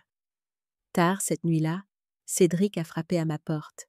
Il est entré et s'est assis en face de moi, les doigts noués. La lampe de bureau éclairait son visage fatigué, mais pour la première fois, plus clair. « Maman, » a-t-il dit doucement. « Je dois te demander directement. As-tu des preuves? Je veux dire, sur Audrey et cet homme? » Je l'ai regardé pendant un long moment. « Veux-tu la vérité? » Il a hoché la tête. J'ai ouvert mon ordinateur portable sans un mot. À l'écran, les fichiers vidéo et audio sont apparus. Je n'ai pas appuyé sur lecture, je l'ai juste laissé voir les titres. Entrée croissant, 23h47. Preuve, Sprinkle Audio Salon. Cédric n'a pas touché le clavier. Il a juste regardé, et j'ai vu le moment où il a compris que la chose qu'il craignait le plus pourrait être réelle. Il s'est penché en arrière, les mains tremblantes. Je ne sais pas quoi dire. Tu n'as rien à dire, ai-je répondu. Tu as juste besoin de vouloir la vérité.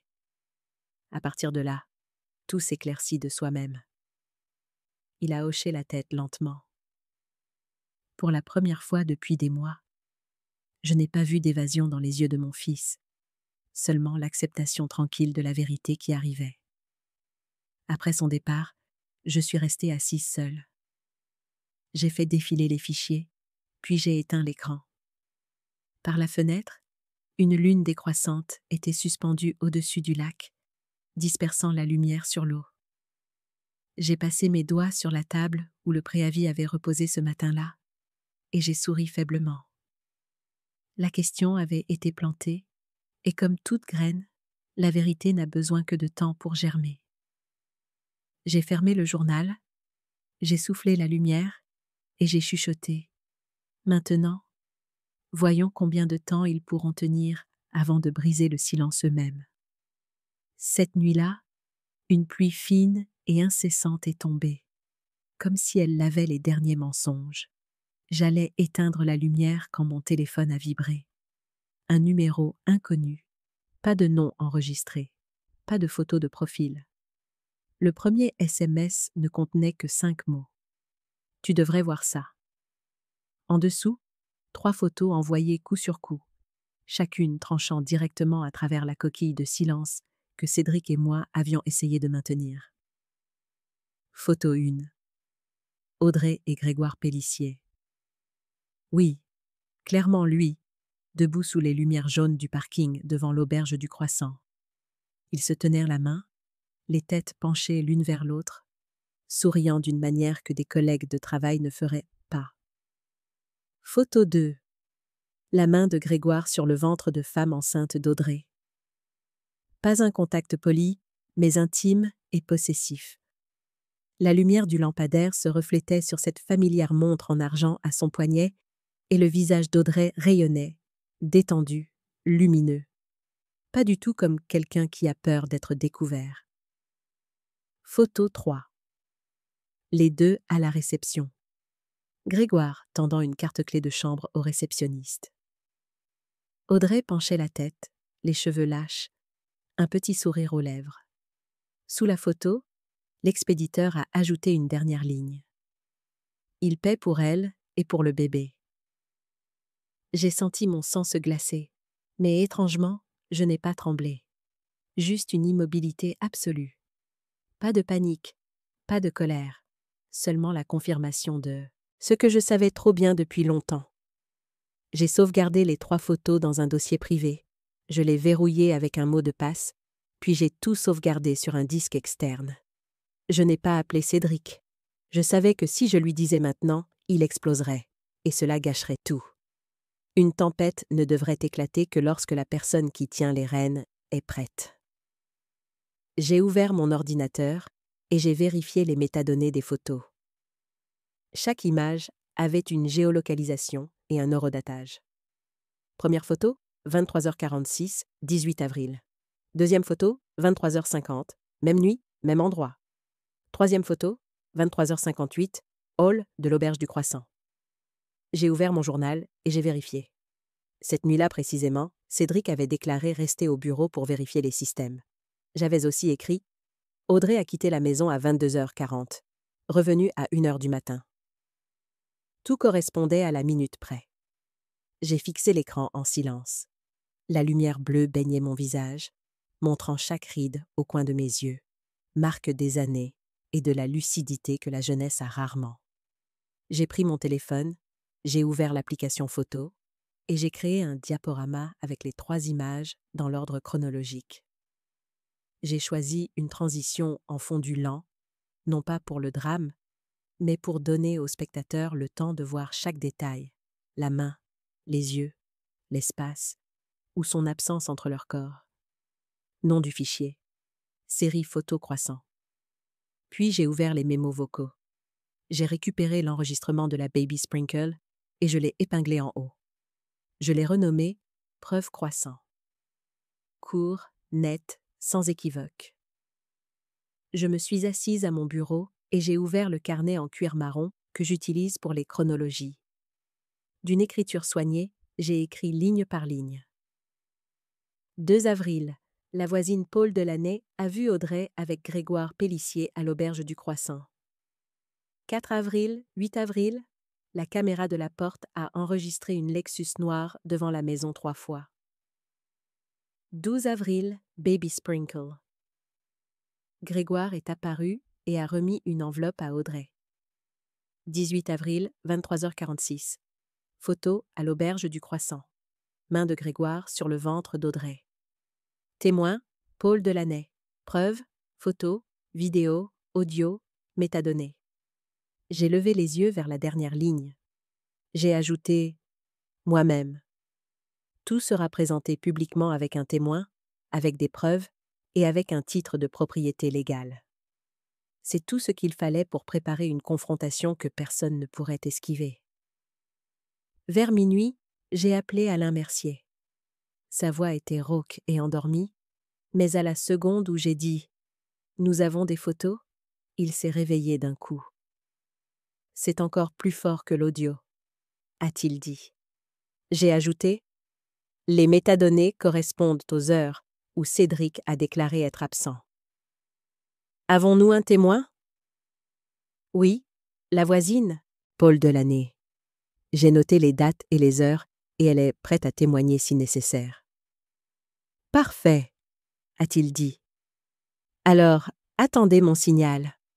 Quand je dirai scène prête, vous présenterez tout aux bonnes personnes, au bon moment, au bon endroit. Où? Demandai-je. Juste dans cette maison, a-t-il dit après une pause. Rien ne vaut la vérité exposée devant la famille. Je suis restée silencieuse quelques secondes, puis j'ai laissé échapper un petit rire. Exactement. Je veux qu'il l'entende dans la maison même qu'il pensait avoir prise. Après avoir raccroché, j'ai éteint toutes les lumières sauf la lampe de bureau. Sur la table se trouvaient des dossiers, une clé USB, des photos imprimées, un disque dur externe, tout organisé comme des pièces disposées pour la bataille finale. Je les ai regardées et j'ai eu l'impression de diriger une tempête depuis son œil. La fenêtre était entr'ouverte. L'air du lac entrait, froid. J'ai resserré mon gilet. Je me suis penchée en arrière et j'ai senti une douce fatigue m'envahir. Mais dans ma tête, tout était d'une clarté cristalline. Cela faisait longtemps que je ne m'étais pas sentie en contrôle de ma vie. Plus la mer agaçante, démodée, encombrante. Plus une ombre dans ma propre maison. Maintenant, j'étais la seule à connaître toutes les pièces et à en détenir la clé. Avant de me coucher, j'ai ouvert le fil de discussion du numéro inconnu. Pas de nom, pas de photo, juste une courte ligne. Il paie pour elle et pour le bébé. Je ne savais pas qui l'avait envoyé. Peut-être un employé de l'hôtel, peut-être un passant qui voulait la justice, mais cela n'avait pas d'importance. Ce qui importait, c'est que quelqu'un avait choisi de se ranger du côté de la vérité.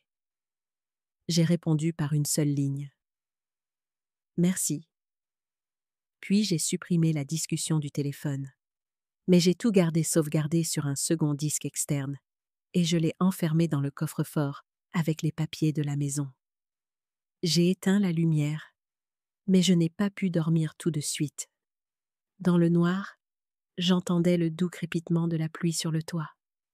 Chaque goutte comme un compte à rebours silencieux, vers le moment où tout exploserait. J'ai repensé au premier matin, quand Audrey a dit « Tu devrais déménager ?» Une voix douce comme du sucre, avec une lame de rasoir en dessous. À l'époque, je me sentais dépouillée de tout, de l'espace, de l'affection de mon fils, de ma dignité. Mais maintenant, en y repensant, j'ai compris. Parfois, la perte est la forme la plus pure de liberté. Je me suis allongée et j'ai tiré les couvertures. Dans mon esprit, j'ai revu ces 3 photos, sous les lampadaires jaunâtres où 2 personnes pensaient que personne ne les regardait. Ils ne savaient pas que chaque photo est maintenant une balle de vérité, et je suis la seule à tenir la détente. Pour la première fois depuis des mois, j'ai fermé les yeux et j'ai dormi profondément. Pas de peur, pas de colère, juste une pensée, légère comme un souffle. La tempête a des rênes, et c'est moi qui les tiens. 3 jours plus tard, Audrey a annoncé un dîner convivial pour ressouder l'esprit de famille.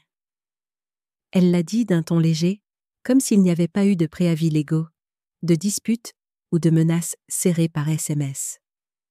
Juste quelques collègues de Cédric, maman, a-t-elle dit, les yeux brillants d'innocence. Ils veulent rencontrer sa famille et je pense que tu devrais être là. Tu es l'âme de cette maison. J'ai souri. Oui, c'est vrai. Je serai là. Elle ne savait pas que j'attendais ça. Un public, des lumières vives, des témoins, et le moment parfait pour tout mettre à nu. Vendredi soir, la maison brillait. Les odeurs du dîner se mêlaient à des parfums chers. J'ai pris la place en bout de table, celle qu'Édouard occupait autrefois. Audrey virevoltait entre la cuisine et la salle à manger, un sourire plaqué sur le visage. Cédric était silencieux, le visage crispé. Le repas s'est déroulé dans ce faux calme étudié. Quelques collègues de Cédric, 2 hommes et une femme, ont parlé travail, ont fait quelques compliments sur la nourriture et ont qualifié la maison de « chaleureuse ». J'ai surpris les regards de côté lancés à Audrey, un mélange de curiosité et de malaise. Quand le dessert est arrivé, j'ai posé ma cuillère et j'ai sorti mon téléphone. « Laissez-moi partager quelques photos », dis-je légèrement. Tous les yeux se sont tournés vers moi. J'ai posé le téléphone au centre et j'ai balayé l'écran. L'écran a illuminé les 3 photos une par une, sous les lumières chaudes de la salle à manger. Première photo, Audrey et Grégoire se tenant la main sous le lampadaire de l'hôtel. Deuxième, la main de Grégoire sur son ventre, trop intime pour être niée. Troisième, les 2 à la réception. Grégoire tendant une carte clé, souriant. Personne n'a parlé. Le doux cliquetis de l'argenterie sur la porcelaine s'est arrêté net. Je n'ai pas regardé Audrey. J'ai regardé Cédric. Il s'est figé. Sa mâchoire s'est crispée, ses yeux rivés sur l'écran. Sous la lumière, son visage est devenu pâle, comme si quelqu'un lui avait coupé le souffle.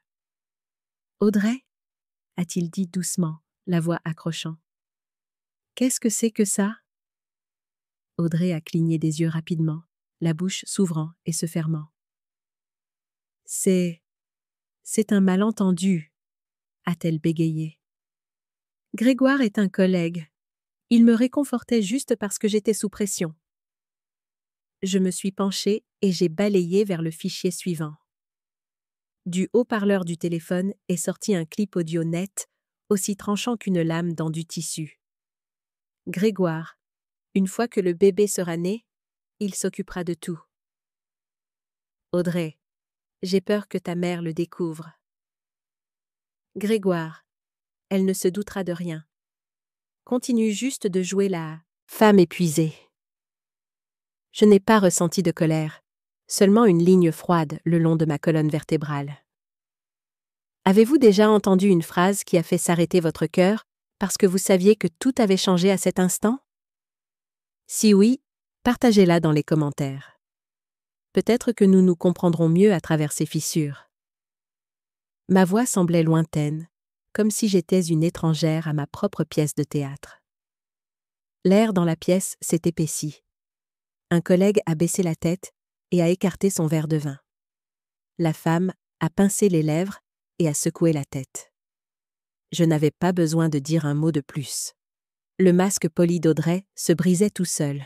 « Audrey » a dit Cédric, plus fermement maintenant. « Qui est-il?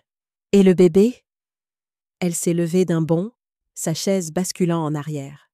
« Qui écoutes-tu? Une mère jalouse qui essaie de détruire la famille de son fils? »« Je t'écoute, toi, » l'a coupé Cédric. « Et ce que tu as dit à Grégoire Pélissier. » Le nom de Grégoire a frappé comme un couteau. J'ai vu les lèvres d'Audrey trembler. Elle a cherché un allié du regard, mais tout le monde fixait la table. Personne ne l'a défendu. Personne n'a parlé. Je me suis levée, j'ai pris mon téléphone et je l'ai glissé dans ma poche. « Le dessert était bon », dis-je doucement. « Merci de m'avoir invitée. Ça m'a aidé à voir ma future belle-fille plus clairement. » Cette nuit-là, après le départ des invités, la dispute a explosé dans le salon. J'ai entendu chaque mot, chaque souffle entre les jurons. « Je mérite ma propre vie? Tu ne m'as jamais comprise ?» a crié Audrey, la voix éraillée. « Et le bébé, Audrey, est-ce qu'il est de moi ?» a demandé Cédric, d'une voix lourde et rauque. Pas de réponse. Juste le bruit d'une valise qu'on traîne sur le bois, le frottement d'une fermeture éclair, le claquement d'une porte. Je suis allée à la fenêtre et j'ai regardé dans l'allée. Sous la lumière du porche, la Lexus noire s'est arrêtée. Grégoire Pélissier est sorti, a ouvert le coffre, a soulevé les bagages. Quelques minutes plus tard, Audrey est apparue dans un long manteau, sans jamais se retourner. Grégoire lui a pris le bras et a ouvert la portière. Ils sont montés, et la Lexus a glissé dans l'obscurité, ses feux arrière traînant une strie rouge sur la route mouillée. Je suis restée immobile, ni heureuse, ni triomphante. Juste le calme après une tempête que je savais imminente. Quand je me suis retournée, Cédric s'était effondré sur le canapé. La tête dans les mains, les yeux rouges, il avait l'air vide, comme si on lui avait arraché le cœur. Je suis allée à la cuisine, j'ai préparé une tasse de tisane à la menthe et je l'ai posée devant lui sans un mot. Il a levé les yeux, humides. « Depuis quand le savais-tu » ? « Depuis que tu as commencé à éviter mon regard, dis-je. Et tu as attendu jusqu'à maintenant pour dire quelque chose » ? Je n'ai rien dit, ai-je répondu. J'ai laissé la vérité parler. Il a hoché la tête et a baissé les yeux. Je me suis assise à côté de lui, sans lui toucher l'épaule, sans mot de réconfort. Parfois, la douleur a besoin de respirer, pas d'être étouffée. L'horloge tournait, le vent poussait la fenêtre. Dans une maison qui avait résonné de disputes, il y avait enfin un vrai silence.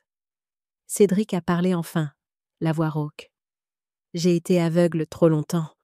Tu as essayé de me le dire et je n'ai pas voulu écouter. » J'ai secoué légèrement la tête. « Non, Cédric, je n'ai jamais essayé de te le dire. J'ai attendu que tu vois. » Il a laissé échapper un rire mince et amer. « Eh bien, je vois maintenant. Et qu'est-ce que tu vas en faire ?»« Je ne sais pas, » a-t-il chuchoté. « Mais pour la première fois, je sais que tu n'avais pas tort. » J'ai hoché la tête. Rien de plus n'était nécessaire. J'ai versé plus de tisane et j'ai poussé la tasse vers lui.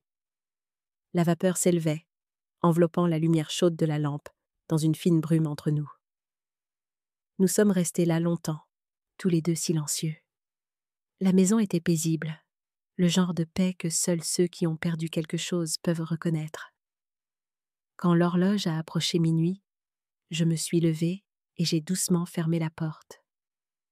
Le doux clic de la serrure était le son d'un vieux chapitre qui se fermait. Dans le salon, Cédric était toujours assis, fixant la tisane fumante. Ce n'était plus un homme perdu dans un mirage. Dans cette lumière, j'ai vu mon fils blessé, fragile, mais réel.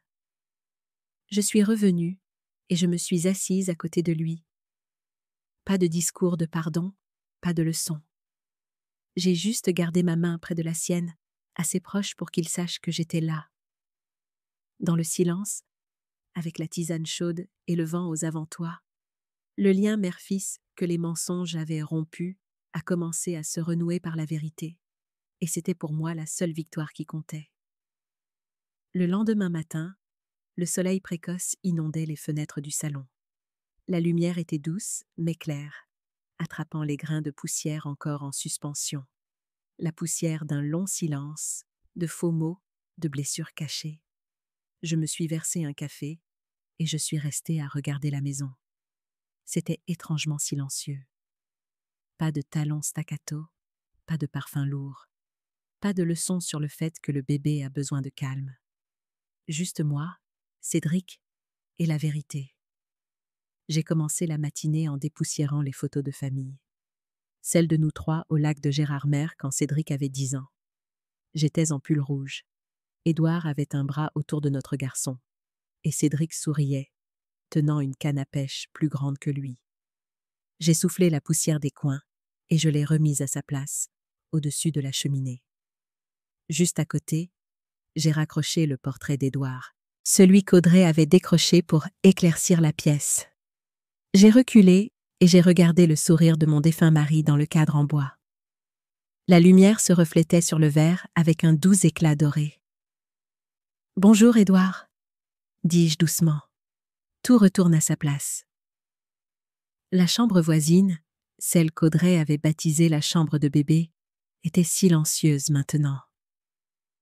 Des bouts de ruban rose pâle, des pancartes « Bébé arrive bientôt » traînaient encore, vestiges d'un faux rêve. J'ai démonté le berceau, le mobile aux étoiles en plastique, tournant paresseusement, et je l'ai mis dans une boîte. Puis, j'ai démonté le lit à barreaux blancs. J'ai essuyé chaque latte et je l'ai empilé proprement. À sa place, j'ai peint les murs d'un sable chaud, la couleur qu'Édouard avait choisie autrefois pour le salon. La faible odeur de peinture fraîche se mêlait au bois sec et à la brise matinale par la fenêtre. J'ai installé un petit lit d'appoint, j'ai mis des draps blancs impeccables et j'ai posé un petit vase de lavande sur la table de chevet. La chambre n'était plus un symbole de possession. C'était un coin tranquille pour quiconque viendrait ici de bonne foi. À midi, j'avais mis en boîte le décor d'Audrey. Des cadres dorés, des vases en verre, des coussins brodés « Home Sweet Home », tout emballé, scotché et scellé. J'ai étiqueté chaque boîte à la main. Propriété d'Audrey Dufresne, à conserver 30 jours. Pas de colère, pas de rancune, juste faire exactement ce que l'avocat conseillait, rétablir les limites. Cédric est entré alors que je scellais la dernière boîte. Il n'a rien dit au début. Il a juste regardé. Puis s'est mis à côté de moi et m'a aidé à bien presser le ruban adhésif. Après cela, il a attrapé la boîte à outils et a commencé à resserrer les charnières des portes, à changer les ampoules et à réparer la rampe d'escalier branlante qui vacillait depuis des mois. J'ai regardé sans intervenir. Le fils que je pensais avoir perdu à cause de mots doux et empoisonnés revenait, non pas avec des promesses ou des larmes, mais avec de petites actions constantes. Quand Cédric a grimpé sur l'échelle pour changer l'ampoule, la nouvelle lumière s'est déversée sur la table de la salle à manger. J'ai surpris un sourire fugace dans ses yeux, fatigué mais calme. « Maman », a-t-il dit, à peine plus fort qu'un souffle. La maison a l'air beaucoup plus lumineuse. « C'est parce que l'obscurité est partie, mon fils, » ai-je répondu. Cet après-midi-là, nous nous sommes assis dans le salon et nous avons examiné les papiers que Mercier avait envoyés. J'ai dit « Plus besoin de contacter Audrey. Laisse les avocats s'en occuper. Nous attendrons la fin des 30 jours. » Cédric a hoché la tête. Je ne veux pas lui parler. Au moins maintenant, je sais qui est vraiment de mon côté. Nous n'avions pas besoin de plus de mots. Entre nous, il y avait un accord silencieux, quelque chose que je n'avais pas ressenti avec mon fils depuis des années. J'ai nettoyé la cuisine en fin de journée. En ouvrant le placard, j'ai trouvé le service en porcelaine bleue, celui qu'Audrey avait temporairement rangé au sous-sol. J'ai lavé chaque pièce. Je les ai séchées et je les ai remises à leur place en rangée droite. Quand mes mains ont touché la porcelaine froide, j'ai réalisé que cette maison n'avait jamais été perdue, seulement recouverte par la poussière des mensonges. J'ai allumé le four et j'ai fait des gaufres. La cannelle a flotté dans la cuisine, douce et pleine de souvenirs. Cela faisait des années que cette odeur n'avait pas rempli la maison.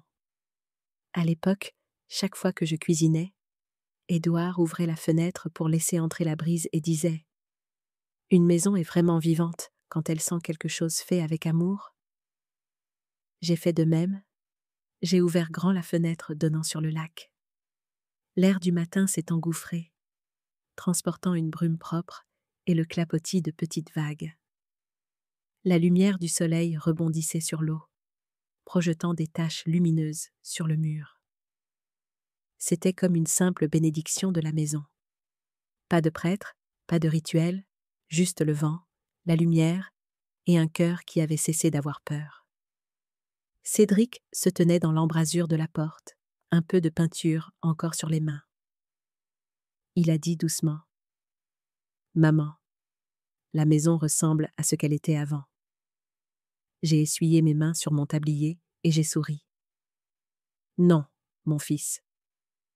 La maison ressemble à ce qu'elle est censée être. » Il a hoché la tête et s'est assis, les yeux posés sur la bougie que je venais d'allumer sur la table de la salle à manger.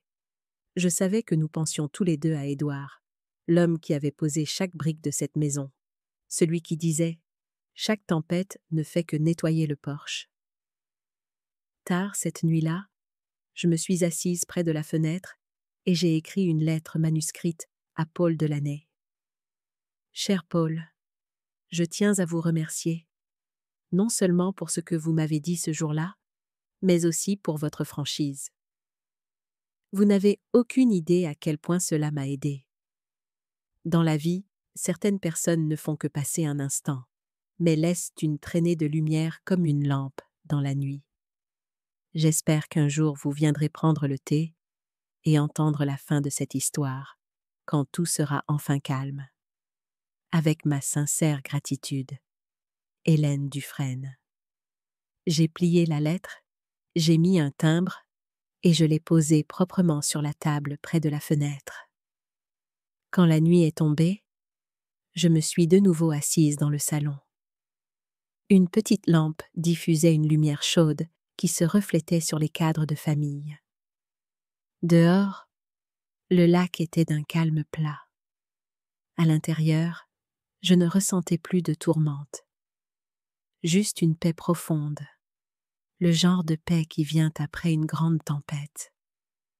Quand on sait que ce qui reste vaut la peine d'être conservé. J'ai dit doucement, ne sachant pas si c'était à Édouard ou à moi-même. La maison a été rendue à sa propriétaire légitime et mon cœur aussi. Un matin tranquille, avec un soleil doré entrant par la fenêtre.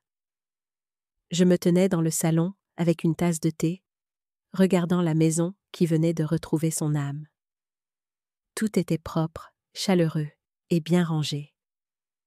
Mais à l'intérieur de moi, il y avait encore un espace calme et vide. Le long canapé avait encore de la place à revendre. Le lit d'appoint dans la chambre fraîchement peinte sentait encore le bois neuf. Je me suis demandé, pour qui est-ce que je garde cette chambre vide? Édouard est parti. Cédric se remet jour après jour. Et moi, une femme de 68 ans qui s'est battue contre la tromperie, je trouvais maintenant ma maison trop silencieuse. Cet après-midi-là, en débarrassant la table, j'ai vu une petite annonce dans le journal local. Le foyer d'accueil du Lac des Pins recherche des hébergements temporaires pour les survivantes de violences domestiques. Le centre est en surcapacité et a besoin de refuge communautaire. Je suis restée assise un moment, puis j'ai pris le téléphone et j'ai composé le numéro. Foyer d'accueil du Lac des Pins. Comment puis-je vous aider? La voix d'une femme d'âge mûr, douce mais fatiguée. C'est Hélène Dufresne, dis-je. Je ne sais pas si ça peut beaucoup aider, mais j'ai une chambre de libre. J'aimerais l'offrir gratuitement le premier mois si quelqu'un a besoin d'un endroit sûr. Silence pendant quelques secondes, puis une douce expiration. Madame Dufresne, vous venez de sauver quelqu'un que vous n'avez pas encore rencontré. 3 jours plus tard, Janelle est arrivée. Elle avait 42 ans, des cheveux noirs en désordre, des cernes sous les yeux, serrant un petit sac en plastique comme si quelqu'un pouvait le lui arracher.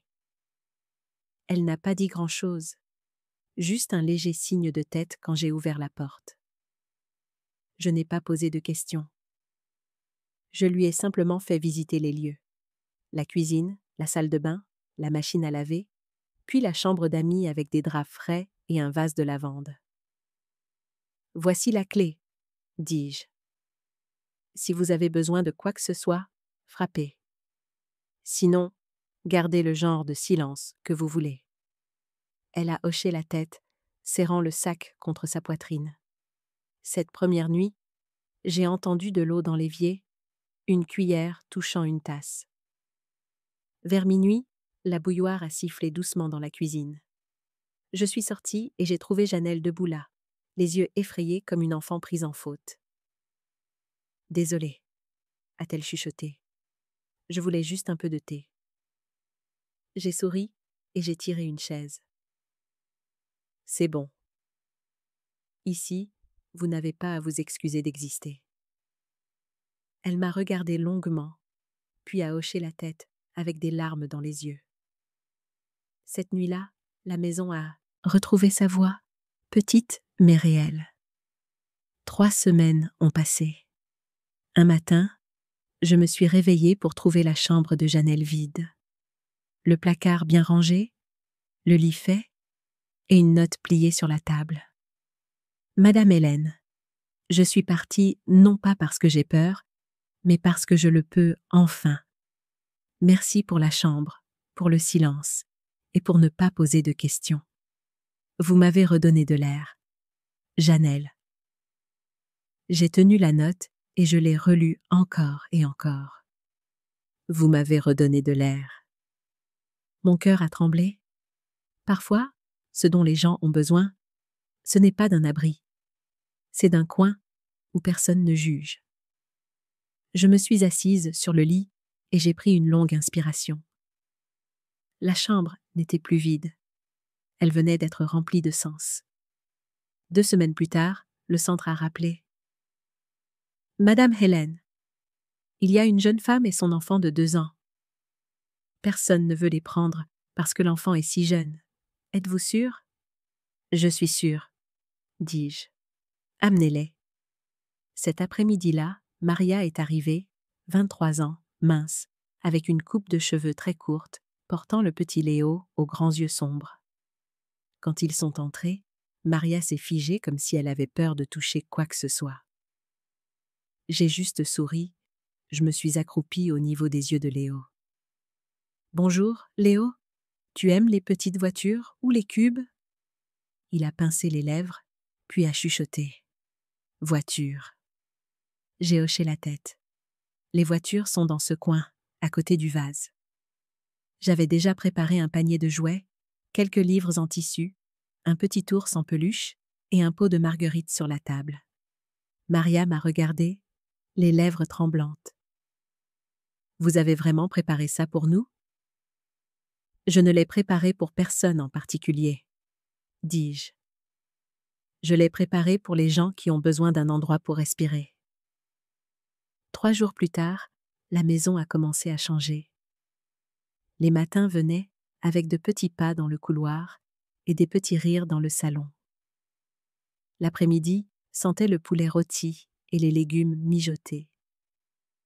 La nuit, au lieu d'un silence total, j'entendais une douce berceuse de la chambre voisine. La voix de Maria, douce comme le vent à la fenêtre. Je ne me sentais pas envahie. Au contraire, la maison, la même maison autrefois prise par les mensonges et les complots, était maintenant pleine de vraie vie. Cédric est rentré pour le week-end, s'est tenu dans la cuisine et a souri. « Maman, tu fais famille d'accueil ?» J'ai dit « Non, je prête juste de la chaleur, la chose que j'avais peur de perdre. » Il a regardé autour de lui et a dit « Notre maison a un son différent. » C'est vrai. Ai-je souri. Maintenant, elle sait comment respirer. À la fin du mois, j'ai fabriqué une petite pancarte en bois et j'ai peint les lettres à la main. Chambre Dufresne, pont de 30 jours. Je l'ai accrochée près de la porte d'entrée, juste sous le treillis. Pas d'enseigne lumineuse, pas d'annonce bruyante, juste un message silencieux. Si vous avez besoin d'un abri temporaire, il y a une chambre ici, et quelqu'un qui ne posera pas trop de questions. Cet après-midi-là, je me suis assise sur les marches du porche et j'ai regardé la lumière du soleil s'étirer sur le lac. La lavande flottait dans la brise. À l'intérieur, Léo a éclaté de rire après avoir renversé de la farine et Maria s'est précipitée pour essuyer le sol tout en souriant. Ma poitrine s'est réchauffée d'une manière que je ne peux pas expliquer. J'ai compris que guérir, ce n'est pas effacer le passé. Guérir, c'est être capable d'ouvrir la porte et de laisser les autres entrer. De les laisser rester à l'endroit où l'on s'est brisé autrefois, sans craindre qu'ils ne soient repris. Ma maison du lac des Pins avait connu l'obscurité, la trahison et la tromperie la plus délicate. Mais maintenant, elle pouvait accueillir les autres sans se perdre elle-même.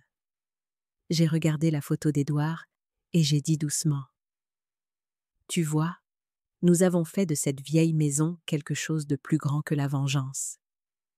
Puis, j'ai souri et j'ai écouté le petit tintement du vent sur la pancarte en bois.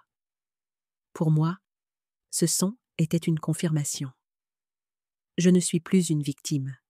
Je suis celle qui ouvre la porte. Le matin du 30e jour, je me suis réveillée avant le soleil. L'aube étendait une lumière couleur de miel sur le lac. Sur la table se trouvait un email de l'avocat Mercier, court et définitif. Madame Dufresne, la période de 30 jours est terminée. Aucune réclamation, aucune réponse d'Audrey ou de son représentant. Le dossier est officiellement clos. J'ai lu chaque mot lentement pour être sûre de ne pas avoir mal lu.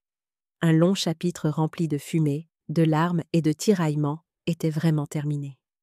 Pas de coup à la porte, pas de tribunal, pas de confrontation finale. Le silence d'Audrey était la confirmation la plus claire. Elle savait qu'elle avait perdu et n'avait nulle part où retourner. J'ai respiré profondément. J'ai siroté mon café et j'ai senti mon cœur se stabiliser pour la première fois depuis des mois. À midi, Cédric est rentré. Il se tenait à la porte avec une enveloppe, les yeux soulagés, mais teintés de honte. Mercier m'en a envoyé une copie aussi, a-t-il dit. C'est vraiment fini, maman. J'ai hoché la tête. La partie légale est terminée, mais qu'en est-il de ta partie? Cédric a levé les yeux. Dans son regard, il n'y avait aucune attitude défensive, aucune suspicion, seulement un remords sincère. Il s'est approché et a posé l'enveloppe sur la table. Je suis désolée, maman, d'avoir laissé quelqu'un me faire douter de toi, d'être resté silencieux quand tu avais le plus besoin de moi. J'ai posé une main sur son épaule. Tu n'as pas à t'excuser d'avoir été trompée. Tout le monde manque parfois la lumière, jusqu'à ce que l'obscurité passe. Il a légèrement hoché la tête et a pris une inspiration. J'ai commencé à voir un thérapeute, maman. Pas seulement pour oublier, mais pour apprendre à ne pas répéter les choses. Je veux que tu me fasses de nouveau confiance. Pas besoin de promesses. Ai-je souri. Vis simplement décemment. C'est suffisant. 2 jours plus tard, le journal local bourdonnait de nouvelles. Grégoire Pélissier, l'homme au costume sombre et aux yeux d'acier, faisait l'objet d'une enquête pour fraude financière et escroquerie à l'investissement. Compte gelé, entreprise mise en examen. L'article ne mentionnait pas Audrey, seulement une note vague. Une jeune femme précédemment vue avec Pélissier au lac des Pins est actuellement portée disparue. J'ai plié le journal. Ni heureuse, ni amère, juste le sentiment d'un cercle qui se referme. Peut-être que quelque part, Audrey avait choisi de tomber dans le trou qu'elle avait creusé elle-même. Cet après-midi-là, je suis descendue au débarras. Les boîtes étiquetées « Propriété d'Audrey Dufresne » étaient dans un coin, poussiéreuses. J'ai pris un marqueur, j'ai barré son nom et j'ai ajouté « Objet non réclamé ». J'ai verrouillé la porte du débarras. J'ai mis une nouvelle serrure et j'ai écouté le clic net, le son vif d'un passé scellé. Le mois suivant, ma maison du lac des Pins a fonctionné en rotation pour les invités temporaires. J'ai établi des règles claires. Chaque personne pouvait rester jusqu'à 30 jours, respecter les espaces partagés et, si possible, contribuer à un dîner de week-end pour tout le monde. J'ai appelé ça le « fond du dîner ». Un vendredi soir, nous étions 5 autour de la table. Moi, Cédric, Janelle de retour pour une visite, Maria et le petit Léo, et une nouvelle jeune femme nommée Trina, tout juste sortie du centre. La pièce sentait le poulet rôti et le pain à l'ail, et des rires doux roulaient dans la salle à manger. Quand Cédric a levé son verre, j'ai croisé son regard. Le regard d'un homme qui s'était perdu et qui retrouvait son chemin vers une vraie famille. Il a dit « Maman, tu as transformé cette maison en quelque chose que je n'attendais pas. Pas seulement un foyer, mais un endroit qui sauve les gens. » J'ai dit « Je ne sauve pas les gens, mon fils. J'ouvre juste la porte pour qu'ils puissent se sauver eux-mêmes. Cette nuit-là, je me suis assise seule dans le salon. Au mur, la photo de famille était bien droite, et la lumière de la lampe sur le visage d'Édouard donnait l'impression qu'il souriait. En dessous, il y avait une nouvelle serrure, petite, mais plus significative que n'importe quel acte de propriété. J'ai repris cette maison, mais pas avec la haine. Je l'ai reprise avec la lumière, la patience et la foi que la vérité trouve son chemin. J'ai ouvert mon journal et j'ai écrit la dernière ligne de ce voyage. On ne m'a pas chassé de ma maison. J'ai chassé l'obscurité de la mienne. J'ai fermé le livre et j'ai écouté le doux murmure des pages qui se tassaient, comme un accord. Cette nuit-là, je me suis assise sur le porche, regardant le lac. La brise était fraîche. L'eau ondulait. Le clair de lune scintillait sur la surface. Au loin, ma maison, celle qui avait été prise, sur laquelle on avait menti, qu'on avait étranglée, brillait maintenant d'un or stable et doux, non pas aveuglant, mais chaleureux et durable. Cédric est sorti et a posé un pull sur mes épaules. « Maman, je pense que les gens ont besoin d'entendre cette histoire, » a-t-il dit. J'ai souri. Ceux qui en ont besoin l'entendront, mon fils, et ceux qui ne sont pas prêts. Un jour, quand ils seront assez courageux pour ouvrir une porte, ils comprendront. Quand le vent a soufflé dans les saules, j'ai fermé les yeux et j'ai écouté les bruits silencieux autour de moi. Plus de pas étranges, plus de voix manipulatrices, plus de peur d'être poussé hors de ma propre vie. Seulement la lumière d'un vrai foyer où les gens ont le droit de respirer et de recommencer. J'ai levé la tête vers le ciel du lac des Pins, où les étoiles clignotaient patiemment, me rappelant que l'obscurité ne gagne jamais pour toujours.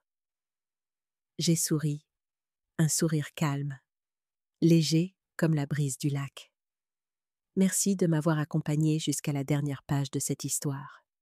Si vous avez vécu quelque chose de semblable, si votre maison a déjà eu des coins où vous aviez peur d'entrer parce que quelqu'un vous faisait sentir ainsi, dites-le moi dans les commentaires. Je lis chaque ligne et je suis reconnaissante pour chaque partage, car chaque histoire vraie est une petite lampe dans la nuit. D'où venez-vous? Du lac des Pins, de Paris, de Montréal ou de l'autre côté de l'océan? Faites-le moi savoir pour que ce petit foyer de chêne puisse se sentir un peu plus proche de vous.